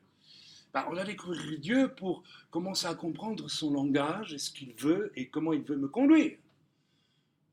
C'est la même chose quand je me convertis. Je me convertis pour être sauvé, être heureux, être content, ou est-ce que je me convertis pour apprendre, déjà découvrir que pendant X années, je n'ai absolument pas entendu la voix de Dieu telle qu'elle est, et que maintenant je vais devoir apprendre. Alors la caractéristique de la fête de Sukkot, c'était tout simplement ceci, c'est que Dieu demandait au peuple d'Israël, vous construisez une maison en dehors de votre maison, et vous lui donnez un toit spécial. C'est-à-dire que vous mettrez les branchages, mais entre les branchages, vous continuerez à voir le ciel. C'est une image magnifique. L'esprit de Sukkot. L'esprit de Sukkot qui fait que, à travers toutes les circonstances, je fais le choix de regarder d'abord le ciel avant les circonstances. Avant tout ce que mon âme me dit. Le toit de palme, c'est quelque chose de végétal, c'est quelque chose qui peut symboliser tout ce que mon âme peut. Si je mets plein de palmes, je ne vois plus le ciel. Et donc je construis une maison pour moi. Beaucoup de maisons religieuses sont des maisons d'hommes. Il n'y a plus de place pour regarder le ciel. On ne voit plus le ciel. L'esprit ne peut même pas descendre. Je peux parler en langue dans une maison close appelée dénomination pentecôtiste et être dans un repère de vipères. Ça existe. Parce qu'on a fermé le toit. On a pris le pouvoir. On va construire à main d'homme quelque chose qui va satisfaire l'orgueil des hommes. Le grand revivaliste, comment il s'appelait encore, anglais, qui a amené le réveil des assemblées de Dieu en France, Scott. C'était en 1800, je ne sais plus en quelle année. Cet homme-là était rempli de l'Esprit de Dieu. Il n'y avait pas plus humble que cet homme-là. Tous ceux qui ont connu Scott, j'en ai connu un ou deux, ils m'ont dit cet homme était tellement simple, tellement humble. Partout où il passait, il touchait les gens, il était guéri. Alors quand vous dites ça aux gens aujourd'hui, il ne faut presque pas le dire. Parce que les gens ils traduisent « Ah, il avait de la puissance !» Il avait de la puissance. Mais vous n'avez rien compris. Moshe avait une foi immense et Dieu a fait des choses immenses. Moshe était le plus humble des hommes. le moins habité de ses désirs personnels. Ce n'est qu'à ce prix-là que l'Esprit de Dieu pourra vraiment manifester sa puissance à travers vous. Il faut que le vase soit pur, il faut que le vase soit extrêmement simple. Si vous ne devenez comme des enfants, dit Yeshua, vous ne pouvez pas même entrer dans le royaume de Dieu. Vous ne pouvez même pas avoir accès au royaume de Dieu. Vous pouvez être sauvé, mais vous n'entrez pas dans le royaume de Dieu. C'est quoi entrer dans le royaume de Dieu? C'est quoi entrer dans le royaume de Dieu? On n'y entre même pas, il vient à vous tout simplement. Laissez venir à moi les petits-enfants. Laissez le royaume des cieux leur appartient. Voilà, c'est tout. Il n'y a pas d'orgueil.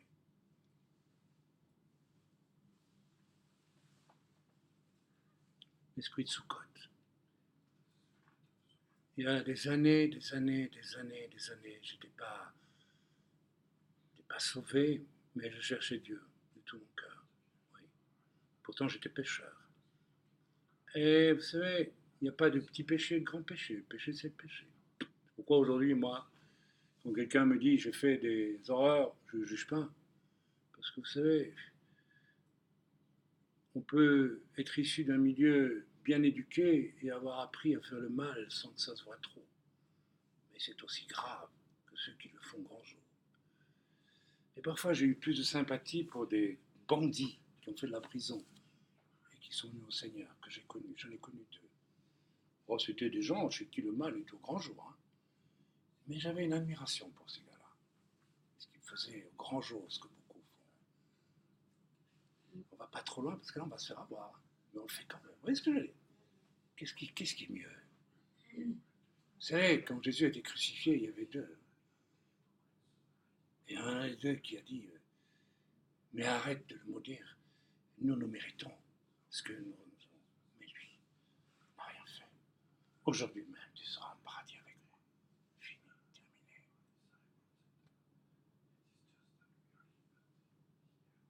Quand on amène à Jésus une femme adultère, rappelez-vous, il a dit aux pharisiens, bande d'hypocrites, parce que vous ne couchez pas avec des femmes, jamais. Hein.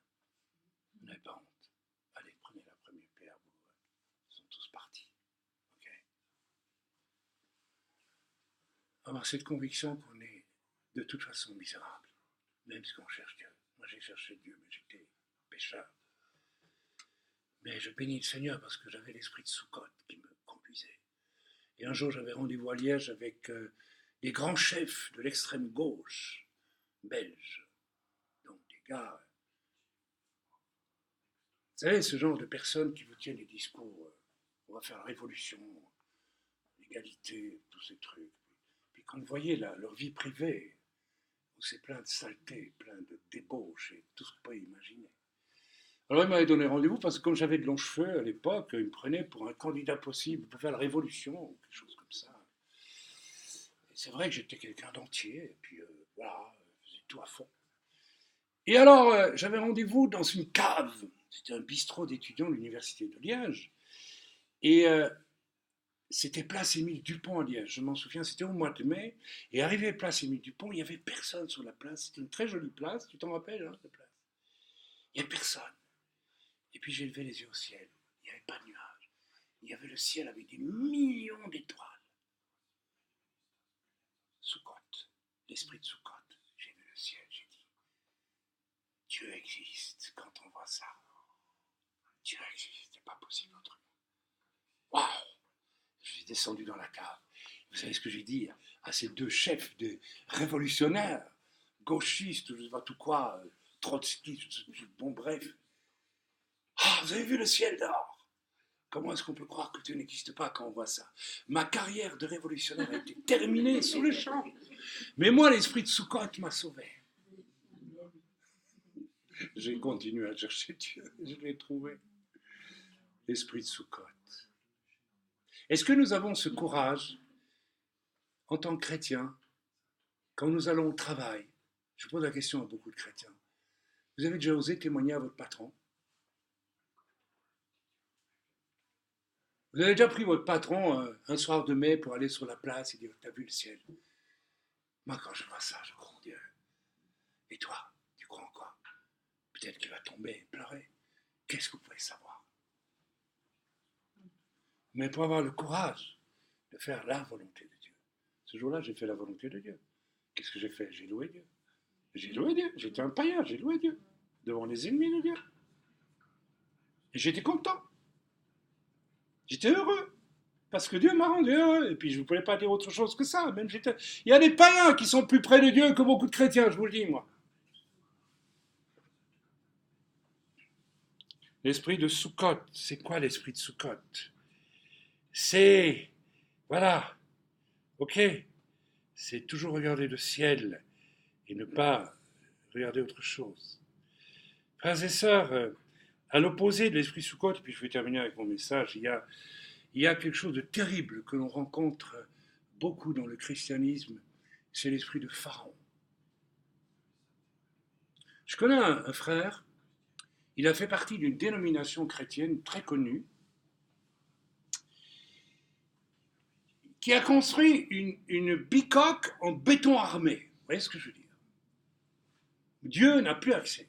Mais les hommes ont établi des règles d'une pureté absolue.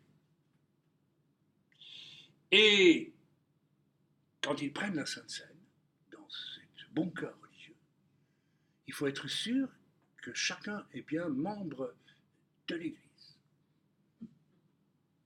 Et un jour, il y a peut-être un gars là dans la bande qui avait l'esprit de Sukkot et un jour il est sorti, il est allé dans une autre église, il a pris la Sainte Seine dans une autre église.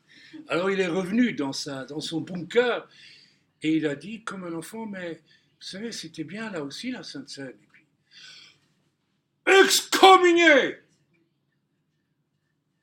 Comment peut-on être à ce point abruti? Comment peut-on être à ce point abruti? Donc Dieu serait juste mort sur la croix pour les quelques allumés de cette bande, de cette secte-là. Vous voyez à quoi ça conduit? L'orgueil. Vous savez ce qui est à la base de gens comme ça? L'orgueil. Le christianisme, c'est combien? 100 millions de petites dénominations, toutes plus orgueilleuses les unes que les autres. À la fin, c'est ça la vérité. Alors ne nous étonnons pas aujourd'hui que les chrétiens ne savent plus où aller ni que faire, parce que là, on va chez les hommes et ils sont contre les autres. Alors on ne le dit pas ouvertement, parce que le langage apparent, c'est toujours on s'aime tous. Mais en réalité, dès que on découvre que non, c'est pas tout à fait vrai. Ce pasteur que tu connais bien, qui est venu me trouver lors d'un mariage, et puis qui ne se présente pas, et qui questionne, parce qu'en fait, il espère trouver des failles pour pouvoir me critiquer. Et oui, mes amis. Et à la fin, ma femme vient de dire, mais vous êtes qui, vous? Vous auriez pu vous présenter. Ah, mais je suis le pasteur. Ah, d'accord, oui. Oui, d'accord. Un des membres de l'équipe qui dit du mal sur notre église, qui n'y est jamais venu, qui ne nous connaît pas, mais voilà, et nous, on connaît tout ça. Et mes amis, ne jugez pas avant le temps. Et arrêtez avec votre langue de critiquer les autres. Si vous saviez à quel point le corps de Christ est divisé par l'hypocrisie des chrétiens entre eux, c'est hallucinant. Hallucinant. Vous voyez, dans la région où on est, je bénis le Seigneur, enfin en Europe, je bénis le Seigneur parce que nous avons passé plusieurs mois très rudes, très difficiles. Et j'ai vu une chose merveilleuse, c'est que l'Église en Suisse et nos membres en France sont restés stables, bien en place. D'où croyez-vous qu'ils tirent leur force? De ce qui ne porte de jugement sur personne. Ils cherchent la face de Dieu pour eux-mêmes. Ils obéissent au Seigneur. Ils se soumettent aux anciens et aux ministères que Dieu leur a confiés. Ils grandissent selon la volonté de Dieu et pas autrement. Et pas selon leur fantaisie. Nous avons vu combien de chrétiens qui ont essayé de nous joindre en Suisse avec leur fantaisie. Puis quand on leur dit tout simplement, dites donc, vous savez, dans l'église, il y a des anciens qui ont une autorité. Hop là, on ne les voit plus. Bizarre ça. Alors voilà, je m'arrête là, j'ai transformé un peu mon message. Mais j'espère que le frère qui a été excommunié se reconnu. Et moi, je peux lui dire que je le recommunie s'il veut. Je l'incommunie. Comment dire? Pas de souci. Ils se sont excommuniés d'eux-mêmes, ils ne se rendent pas compte de ce qu'ils ont fait. C'est grave, vous savez. Et puis quand vous creusez un peu dans la vie de ces gens, vous découvrez à un moment donné, ils ne sont même pas nés de nouveau. Même pas nés de nouveau. Est-ce que nous sommes nés de nouveau? Est-ce que nous avons cherché Dieu de tout notre cœur? Ou bien nous fréquentons Dieu parce que, voilà, il nous donne des avantages. Et même si Dieu me sauve, c'est très bien que Dieu me sauve. C'est la preuve qu'il est puissant, qu'il est grand, qu'il est plein d'amour. Mais après, qu'est-ce que je fais, moi? Comment je vis ma vie chrétienne? Ou ma vie judéo-chrétienne?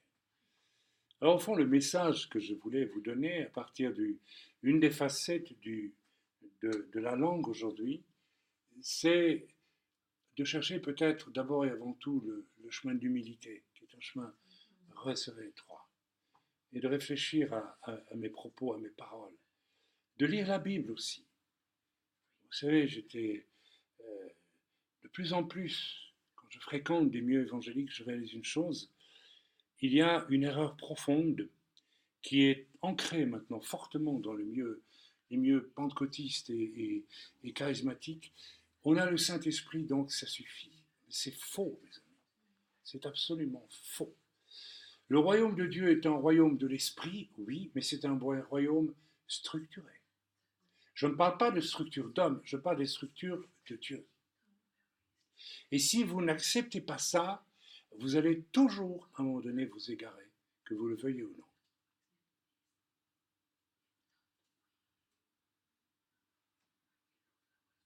Quand, dans les années, il y a une quinzaine d'années, une vingtaine d'années, je prêchais en Italie, nous avons vécu des choses extraordinaires, tu t'en souviens. Nous avons construit, établi une église comme un apôtre le fait. Dans un milieu où il n'y avait pas d'église, avec des miracles extraordinaires, c'est les signes qui accompagnent le ministère apostolique. Nous avons commencé à établir une église, et finalement, j'ai été invité à prêcher dans nombreuses églises en Italie, et jusqu'au jour où un vieux pasteur m'a dit cette chose inouïe. Il m'a dit, maintenant nous n'avons plus besoin de la Bible, nous avons le Saint-Esprit et ça suffit. Ouais. Cette fausse doctrine est apparue, et vous savez, il y a suffisamment de chrétiens paresseux pour l'accepter. C'est facile, vous comprenez. On n'a plus besoin de structure, on n'a plus besoin de rien. On fait ce qu'on veut, on a le Saint-Esprit.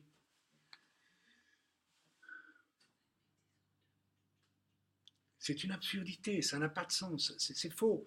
C'est anti-biblique, c'est anti-Christ. Et moi, je vous préviens, amis chrétiens, vous qui fonctionnez dans ce refus des structures et des rappels à l'ordre de la Bible, qui méprisez la parole de Dieu dans ces structures. Non, une église qui n'est pas établie par un apôtre n'est pas une église. C'est un groupe de chrétiens, mais ce n'est pas une église. Vous allez dire, je suis mesquin. Non, je ne suis pas mesquin. Je ne suis pas le seul à le dire. Des serviteurs de Dieu de grande valeur, comme Derek Prince, ont dit la même chose avant de mourir. Pourquoi est-ce que nous ne voulons pas retourner aux bases bibliques? Pourquoi? Parce que nous vivons dans une illusion de fausse liberté. Et je vais vous dire, c'est dans cette espèce de fausse église qui se développe aujourd'hui un peu partout. Allez, je vais vous faire peur, mais je dois vous faire peur. C'est parmi cette fausse église que l'Antéchrist va trouver ses plus grands disciples pour berner le monde entier bientôt. Moi, ma seule garantie, ma seule certitude, ce n'est pas de vivre les 9 dons spirituels, je les connais tous les 9, et je les ai pratiqués, je les pratique tous les 9, vous le savez. Mais ça ne compte pas pour moi. Ce sont des outils, c'est tout. Les miracles, et j'ai connu des grands miracles, des guérisons du sida, et tout ce que vous pouvez imaginer, mais ce n'est pas le but. Pour moi, le but de ma vie en tant que chrétien, judéo-chrétien, juif, messianique, appelez ça comme vous voulez, et serviteur de Dieu, c'est de vérifier toujours plus que je suis en adéquation avec la structure de mon général en chef qui s'appelle Yeshua HaMashiach. Et pas les hommes. C'est à lui que je rendrai des comptes. C'est lui qui m'a aimé et c'est lui que j'aime. Jusqu'aux larmes, je l'aimerai. Et si je dois revoir toute ma doctrine pour lui obéir, je la reverrai toute. C'est ça le signe de l'amour que l'on a pour Dieu. C'est l'obéissance. C'est la soumission à l'Éternel. C'est ça, c'est là qu'on prouve. Comment vous croyez que dans un couple, on s'aime, je vais le dire ouvertement, comme ma femme et moi nous aimons aujourd'hui? Parce qu'on s'aime. Parce qu'on a décidé d'obéir à Dieu. J'ai choisi d'obéir à Dieu dans la manière d'aimer ma femme. Et elle a choisi de longtemps d'obéir à Dieu dans la manière d'aimer son mari. Et pas de faire ce qui lui plaît et moi de faire ce qui me plaît. Vous croyez que je n'ai pas toutes mes envies à moi? Mais j'ai toutes sortes de désirs humains, légitimes d'ailleurs. J'aime marcher dans la nature, j'aime les forêts, j'aime la mer, j'aime ceci, j'aime cela. Mais ma femme n'a pas ma constitution physique, donc elle ne peut pas aimer autant. Alors, je renonce à ça et je me consacre à ce que me dit la Bible. Marie, aimez vos femmes comme Christ a aimé l'Église, en se livrant pour elle. Ok, ben je renonce à tout ça parce que l'important c'est d'aimer ma femme. Et c'est pas de la convaincre de faire comme j'aime. Vous comprenez ce que je suis en train de vous dire? Avec Dieu, c'est la même chose. Je dois renoncer à... Parce qu'on dit sans arrêt, il faut renoncer à soi-même. Mais ça veut dire quoi, renoncer à toi-même? Est-ce que tu as déjà réfléchi à ce que ça veut dire? Concrètement, ah, je renonce à tout pour te suivre, Seigneur, alléluia. Ah, d'accord, bon. À quoi est-ce que tu vas renoncer? Tu vas renoncer à tout ce que ton âme aime, ce qui permettra à l'apôtre Paul de dire, lui, je me plais dans la disette comme dans la richesse, parce que je ne m'attache pas à l'argent. Combien de chrétiens aujourd'hui sont attachés à l'argent? Il y a des ministères entiers qui sont construits là-dessus aujourd'hui.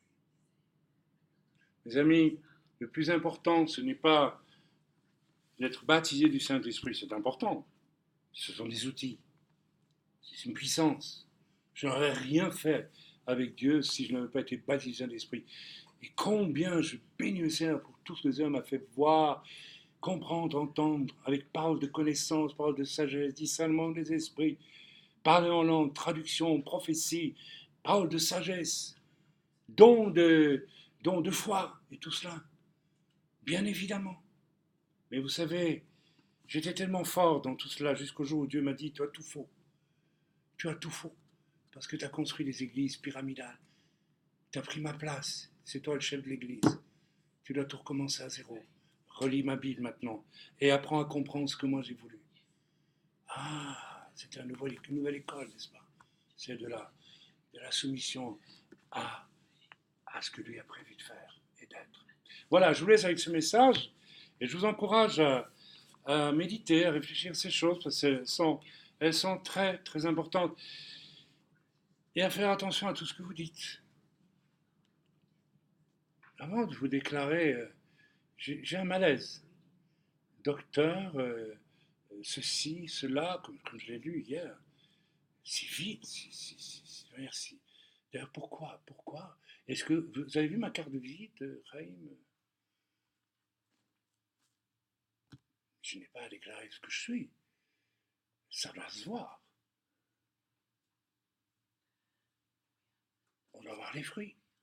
Est-ce que l'église que j'ai plantée en Suisse dure? Oui, elle dure. Est-ce que les anciens que j'ai établis font leur travail? Oui, ils le font. Voilà. Ok. C'est une preuve d'un ministère. Maintenant, pas besoin de le citer, on le sait. On connaît ce ministère. Pourquoi ce besoin si brutal de distribuer des noms, des titres il y a quelque chose là qui est faux. Quelque chose qui me fait très peur, moi, personnellement. Amen. Oui, je sais. Peut-être que la personne qui est concernée, bon, je ne cite pas son nom, mais eh bien oui, je vous le dis. Alors j'aimerais bien en parler avec vous, d'ailleurs. Puisque vous voulez me rencontrer, eh bien, venez. Venez. Et puis on va en parler, mais est-ce qu'on pourra en parler calmement? On pourra en parler, Bible en main, dans la paix. Est-ce que nous serons encore en paix, vous et moi, chères personnes, quand nous regardons la Bible ensemble, paisiblement? La Bible qui dit ça, qui dit ça, et qui dit ça, qui contredit peut-être certaines de vos opinions un peu hâtives. Ou allez-vous réagir en vous? Non, non, c'est ma conviction, hein, c'est ta conviction. Ma conviction. ou bien la parole de Dieu qui fait autorité. Vous savez, quelqu'un a dit il y a bien des années, le seul réveil qui pourra encore intervenir dans l'Église, c'est un réveil de la parole de Dieu. Et je tiens ici à interpeller n'importe quel chrétien, en commençant par moi, soyons honnêtes. Est-ce que nous ne prenons pas dans la parole ce qui nous convient pour laisser ce qui ne nous convient pas? Mais écoutez, je mets au défi n'importe quelle dénomination aujourd'hui, chrétienne, d'avoir le courage de voir si ce qu'elle préconise comme étant la vérité correspond vraiment à toute la parole de Dieu. N'importe laquelle. Elles ont toutes une part de la vérité en ayant une autre part de la vérité. Le seul christianisme digne de ce nom est celui qui prend toute la parole. Et la question que nous devons nous poser, pourquoi est-ce que je m'entête à vouloir imposer dans la maison de Dieu des choses qui viennent de moi et qui ne sont pas de Dieu? C'est parce que je suis encore sous l'emprise d'un poison violent venu du diable, mes amis. Et ce poison violent s'appelle l'orgueil. Il y a peu, une personne m'a offensé, une personne que j'ai aidée, à qui je n'ai fait que du bien. Ma femme est témoin. Le problème de cette personne, c'est un orgueil dément. C'est démoniaque, l'orgueil. Et elle n'a pas pu s'en empêcher, l'orgueil est revenu à la surface. Elle m'a offensé. Je suis resté en paix, mais je lui ai dit, chère personne, pourquoi faites-vous cela?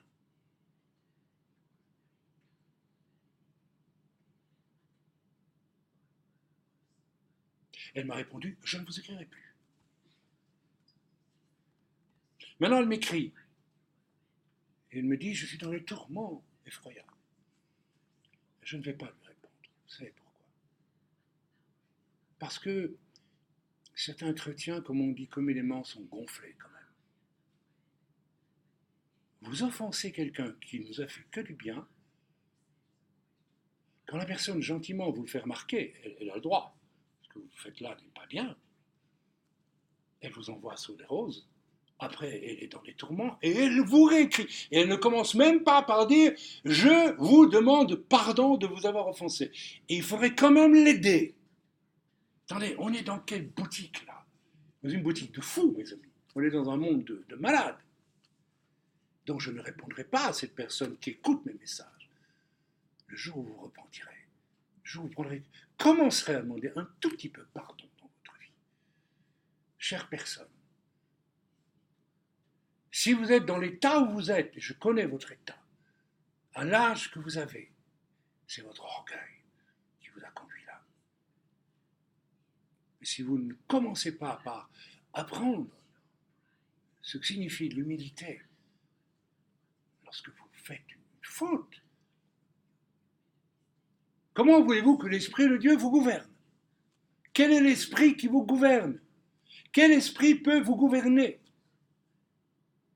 Vous savez, moi, quand je sens que Dieu s'éloigne un peu de moi, tout de suite, je m'arrête. Je dis, Seigneur, qu'est-ce que j'ai fait? Ah, oh, pardon. Petite chose. Il y a des gens, ils passent leur vie entière sans une seule fois demander pardon à qui que ce soit.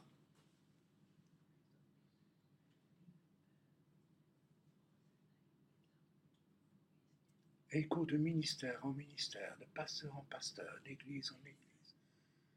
Jamais, jamais, pardon, pardon. Je connais un homme qui nous a montré son caractère épouvantablement orgueilleux il y a un an ou deux, rappelez-vous. Alors bien sûr, il nous a quittés. Et il va dans une église maintenant, quelque part, et il paraît que le pasteur de cette église est quelqu'un de spirituel. Et vous savez ce qu'il a dit au bonhomme qui est venu, etc. Il a dit, écoute, je ne vais pas t'accepter comme membre tant que tu n'auras pas mis ta vie en ordre avec le pasteur que tu as quitté. Alors on va se voir toutes les semaines, on va prier, mais tu ne viens pas au culte. Ça fait près d'une année que ça dure. C'est donc si difficile de prendre le bigophone. Pardon frère, je vous ai blessé, j'ai été injuste. C'est tellement difficile. Oui, c'est très difficile. Mais dites, qu'est-ce que ça signifie la mort de Jésus à la croix pour des personnes comme ça? Qu'est-ce que ça signifie? Rien du tout. Ça, qu'est-ce que ça signifie? Celui dont l'Écriture nous dit qu'il n'a pas cherché comme une proie arrachée à se faire l'égal de Dieu. Il est Dieu et il ne réclame même pas le fait qu'il est Dieu. Il est d'une humilité absolue. Il nous ouvre un chemin. Qu'il est le seul qui nous donne accès à la possibilité d'aimer un jour comme Dieu a aimé. Et certaines personnes qui sont élevées dans le christianisme, qui ont des parents serviteurs de Dieu pour certains, qui ont entendu tous les enseignements, qui ont vu des gens pleurer et se repentir dans des églises, passent leur vie entière à ne jamais dire pardon. Expliquez-moi ça.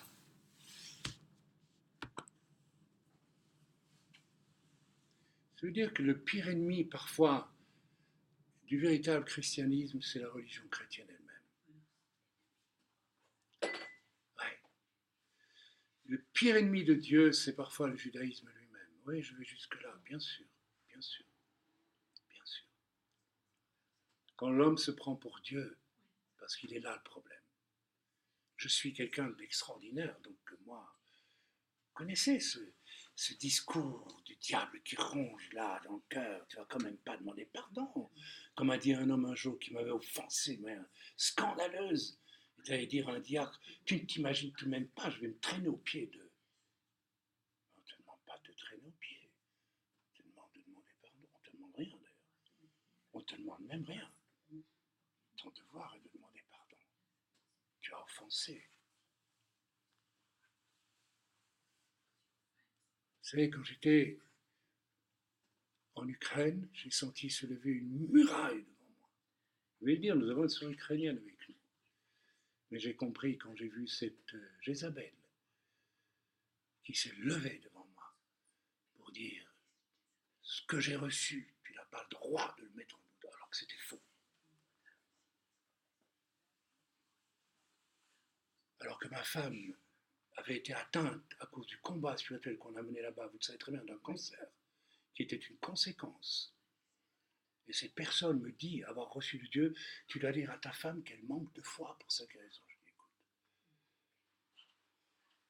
vous connaissez Yeshua. Je dis, écoute, tu devrais être prudente quand tu parles comme ça.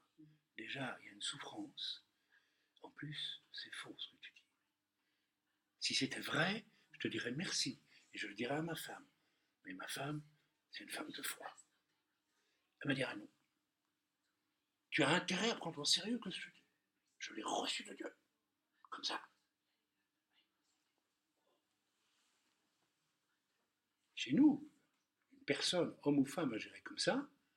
Les anciens tombent dessus et vous savez, c'est la discipline. Un orgueil, comme ça. Monstrueux.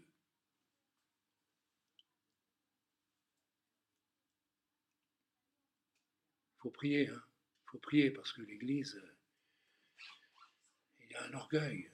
Il n'y a pas qu'en Ukraine, vous savez, en France, quand je vois l'émergence de certaines femmes, excusez-moi de le dire, je suis désolé, hein, mais c'est un fait. Waouh, l'orgueil qu'il y a derrière tout ça, c'est effrayant. Et il y a des hommes aussi. Hein. Voilà, je n'ai pas envie d'aller plus loin parce qu'autrement ça va faire trop, hein. Ça devient trop lourd. Mais voilà, posons-nous des questions, d'accord. Et sachant une chose, c'est que, en tout cas, moi j'ai toujours découvert les gens qui utilisent la langue pour être injustes. À un moment donné, la réalité de leur vie est toujours dévoilée. Vous savez, il y a des gens autour de moi qui portent des jugements. Je ne dis rien, je laisse faire. Et puis au fil du temps, priant, le Seigneur me montre l'impureté sexuelle, cachée.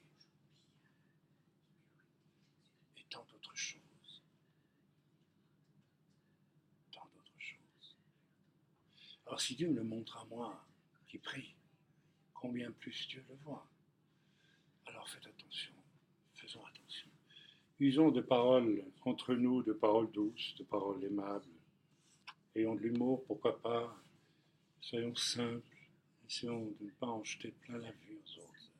Ça ne sert à rien. Amen. Voilà, que Dieu vous bénisse. C'était long, je m'en excuse. Mais je ne savais pas si je viendrais donner ce message aujourd'hui. J'espère qu'il va quand même parler un peu au cœur. Mais je suis venu quand même, malgré la fatigue, et malgré que j'ai vraiment besoin avec Elisheva, d'une bonne semaine de repos maintenant. Hein, après, parce qu'on en a vu des choses. Ceci dit, on veut quand même le dire, on a vu de belles choses pendant tous ces temps. On a vu plusieurs conversions, on a vu on sent qu'on arrive à un temps où Dieu est en train d'aller chercher les derniers à sauver, hein, ceux que Dieu veut vraiment sauver aujourd'hui. J'ai vu des belles choses dans ma propre famille, hein, qui n'est pas toute sauvée, loin de là. Et puis j'ai vu des avancées de Dieu formidables. Donc nous avons vu de belles choses, mais en même temps, on voit à quel point nous pouvons être loin de Dieu alors que nous croyons être proches de Dieu. Et il faut s'accrocher au Seigneur, mes amis. Il faut s'accrocher au Seigneur. Et le faire avec une immense, immense, immense humilité. Priez pour nos frères et sœurs en Ukraine, parce qu'il y a la guerre possible, bien que il y a quelque chose de bizarre qui se passe, c'est que tout semble dire que les Russes veulent attaquer, mais ils n'attaquent pas. Et il semblerait même, aux dernières nouvelles que j'ai eues par Victor, d'Ezra, que les troupes ukrainiennes ont repris une bonne partie de Donetsk et que les Russes sont sortis. Alors eux, ils interprètent ça comme une ruse parce qu'ils vont mieux attaquer. Mais, vous savez, quand on a fait la proclamation devant Donetsk, je me rappelle les paroles que Dieu m'a dit de prononcer. J'en veux à toi, prince de Roche. J'ai oublié les paroles maintenant, mais c'était, et je te commande au nom de Yeshua de te retirer à jamais. Ben, écoutez, c'est curieux parce que semblerait qu'il se retire. Donc, peut-être que le temps n'est pas loin où la vision qu'on a eue par là pourra se réaliser aussi. Mais le Seigneur m'a parlé encore concernant l'Ukraine, non pas de leurs besoins, mais du temps. Pour moi, le Seigneur m'a dit patience, sois patient. Ça va venir, mais Dieu doit encore travailler beaucoup de choses. Donc, nous bénissons le Seigneur pour ce qu'il fait, les portes qu'il ouvre. Il en ouvre ailleurs aussi, on se réjouit. On ne va pas dire les noms, mais c'est évident, je vois que l'Assemblée de Suisse a atteint un niveau de maturité formidable. Elle évangélise à tour de bras, c'est vraiment merveilleux. Et puis nous avons de beaux projets, mais je ne vais pas les dévoiler ici. De beaux projets et bien, des beaux projets solides hein, pour l'année qui vient, et on s'en réjouit. Alors on espère aussi que le Seigneur va nous faire la grâce d'amener des personnes à se joindre à l'œuvre qui naît ici à Jérusalem. Vous savez très bien que nous avons pris le parti de ne pas essayer de faire du racolage de chrétiens, mais de laisser Dieu conduire les choses. Et nous avons à cœur de prier beaucoup et pour nos frères juifs que nous connaissons. Et nous laissons le Seigneur agir. Nous avons la joie d'avoir accueilli une nouvelle famille qui nous a rejoints. Donc on les salue. Frère Yaakov et sa famille. Donc voilà, nous avons notre sœur Elena, qui est d'Ukraine, qui est venue nous rejoindre. Voilà. Et puis, prions pour que si Dieu veut vraiment établir une assemblée messianique, ça devienne une assemblée, non pas une assemblée établie vraiment sur des principes bibliques, dans l'ordre de Dieu, ce qui n'exclut pas du tout la liberté de l'esprit, ni les miracles, ni les guérisons, ni les prophéties, ni rien de tel. D'ailleurs, on va laisser la place un peu plus au Saint-Esprit peut-être dans les prochaines réunions. Ok ? Mais pas au Saint-Esprit pour le Saint-Esprit.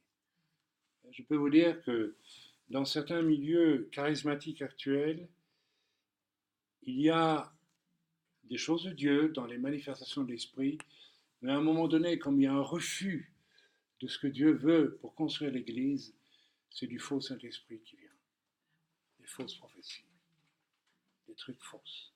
Et là où il n'y a pas les garde-fous de l'Écriture, vous savez qui doit gérer les manifestations de l'Esprit dans l'Église? Les anciens dans une Église. Et méfiez-vous si vous n'avez pas des anciens autour de vous qui doivent normalement vérifier si ce que vous annoncez vient vraiment de Dieu. Oui, je suis désolé, c'est comme ça. Même les prophètes ne peuvent pas. Le grand drame des prophètes aujourd'hui, c'est qu'ils travaillent tout seuls. Ils créent des ministères de prophètes. C'est faux, ce n'est pas biblique. Le prophète est soumis à d'autres prophètes et un prophète doit travailler avec un apôtre. Si un prophète n'est pas soumis à un apôtre et un apôtre soumis à un prophète d'ailleurs, ils ne peuvent pas travailler ensemble. Il ne peut pas y avoir de ministère. Ça, je vous le démontre Bible en main. Et si vous prophétisez dans des groupes où il n'y a pas d'anciens, vous risquez à tous les coups de faire des fausses prophéties un jour ou l'autre et vous égarez. Il faut, c'est biblique, c'est la sagesse. C'est comme si vous avez un enfant intelligent, même très intelligent, ça va, tu peux dire tout ce que tu veux. Laissez un enfant très intelligent dire tout ce qu'il veut, vous allez voir, vous devez quand même le guider un peu. Je ne sais pas si vous comprenez. C'est le béaba de la structure de l'Église, ça. C'est le béaba. Nous avons reçu ici un frère qui est probablement un vrai prophète. Mais la prochaine fois qu'il viendra, je dirai, mais je voudrais savoir où tu t'inscris dans le corps. Tu es tout seul comme ça, tu circules, tu fais tout. Mais qui peut garantir d'abord qui tu es? Ah ben oui. Vous savez, même Paul et Barnabas, quand ils sont dans l'église je toujours le nom, d'Antioche, ils attendent que l'Esprit parle. Il y a là des prophètes, des docteurs, des anciens, il y a toute une équipe. Et c'est quand l'Esprit parle aux gens sur place d'envoyer Paul et Barnabas que Paul et Barnabas partent. Il y a une soumission. La meilleure façon de faire la volonté de Dieu, c'est de ne jamais vouloir la faire.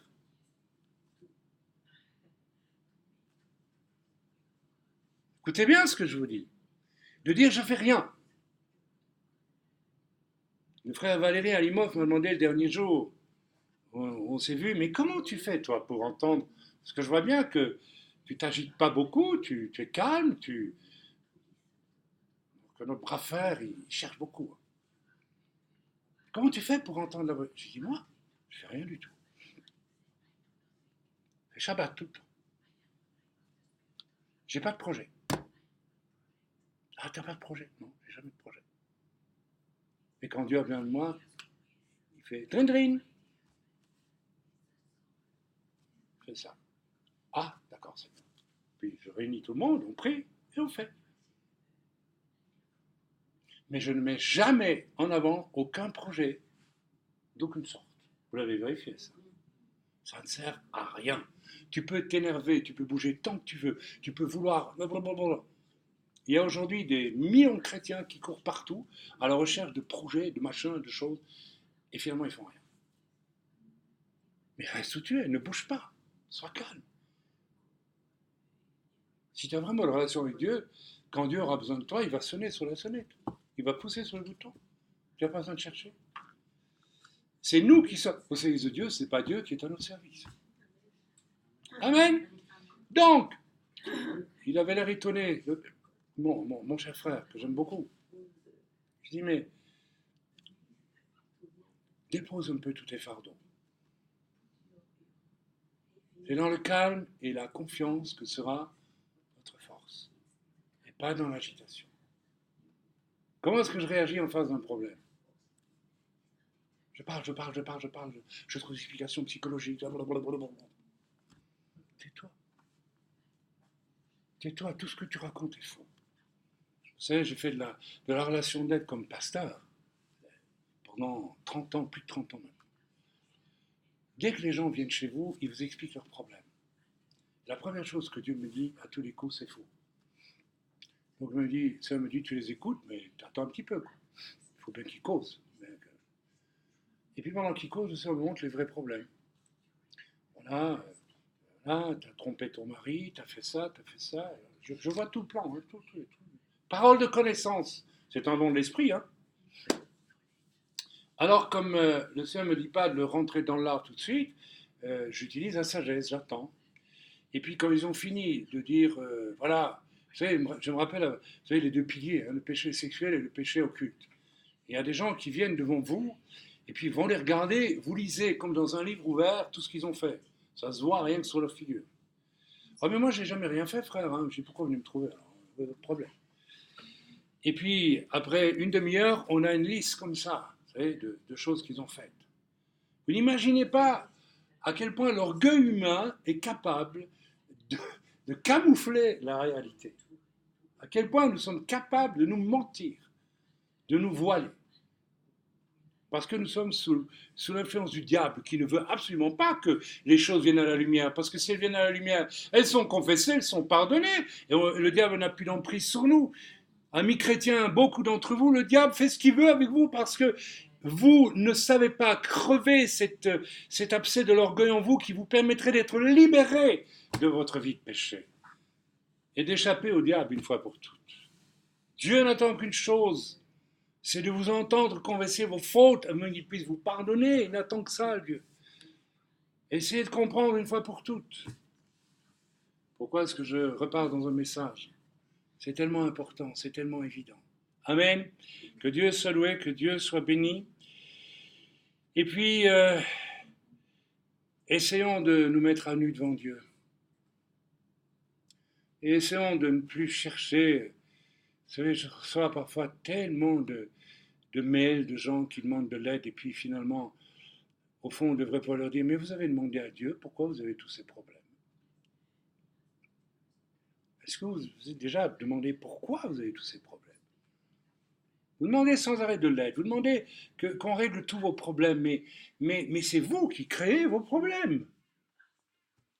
Alors arrêtez-vous, faites Shabbat, stop. Pourquoi j'ai tous ces problèmes, Dieu? Montre-moi, s'il te plaît. Je t'écouterai. Montre-moi, dis-moi la vérité. Ah, enfin. Vous avez déjà vu souvent un enfant qui vient trouver ses parents et dit vous pouvez m'expliquer pourquoi je ne vais pas bien? C'est rare. Hein. Ça arrive parfois, mais c'est rare. Non, ils se rebellent pendant 10 ans. Et puis au bout de 10 ans, quand ils voient la catastrophe, alors ils reviennent vers leurs parents. Oui, tu as fait beaucoup de bêtises. Hein. Tu vois, on te l'avait dit, hein, mais tu as fait quand même. Et puis tu t'étonnes, après tu récoltes. Parce qu'on a toujours récolté. Hein. Tu es responsable de tout ce que tu vis. C'est toi qui l'as engendré. Ce sont tes décisions, c'est tes paroles, c'est tes actes. Alors repens-toi. Vous savez, la repentance, c'est encore le meilleur médicament. Je n'en connais pas d'autre. J'ai connu l'histoire d'un homme qui est venu au Seigneur en Belgique. Il y a 40 ans, 50 ans, il était plein de démons. Il y avait des démons. Et puis, il ne se trouvait pas un seul pasteur capable de l'aider, etc. Donc, il s'est dit, bon, je m'enferme dans ma garde-robe. Il s'est enfermé dans sa garde-robe. Il a dit à Dieu, je ne sors pas d'ici, tu m'es délivré. Maintenant, tu vas tout me montrer pourquoi j'ai le problème. Dieu lui a montré, voilà, tel démon est entré dans ta vie parce que tu as fait ça. J'ai fait ça, je te demande pardon, Seigneur. Pouf, le démon est parti. Il a passé 3 jours enfermé, sans boire et manger, peut-être une semaine. Il n'est pas sorti, il a dit, tu vas me montrer mes fautes qui ont permis que les démons viennent me dominer comme ils le font. Il est sorti de l'armoire délivré. C'est repenti, c'est tout. Il a été violent, le royaume des cieux est pris, et ce sont les violents qui s'en emparent. Voilà la race de chrétiens, de judéo-chrétiens nous avons besoin dans le temps de la fin. Et malheureusement, amen, prions pour que ce genre de chrétiens apparaissent sur la terre. Des gens qui deviennent des véritables guerriers, des outils utilisables par Dieu. Que Dieu soit béni, que Dieu soit loué. Amen. Je vous bénis tous dans le bon nom de Yeshua.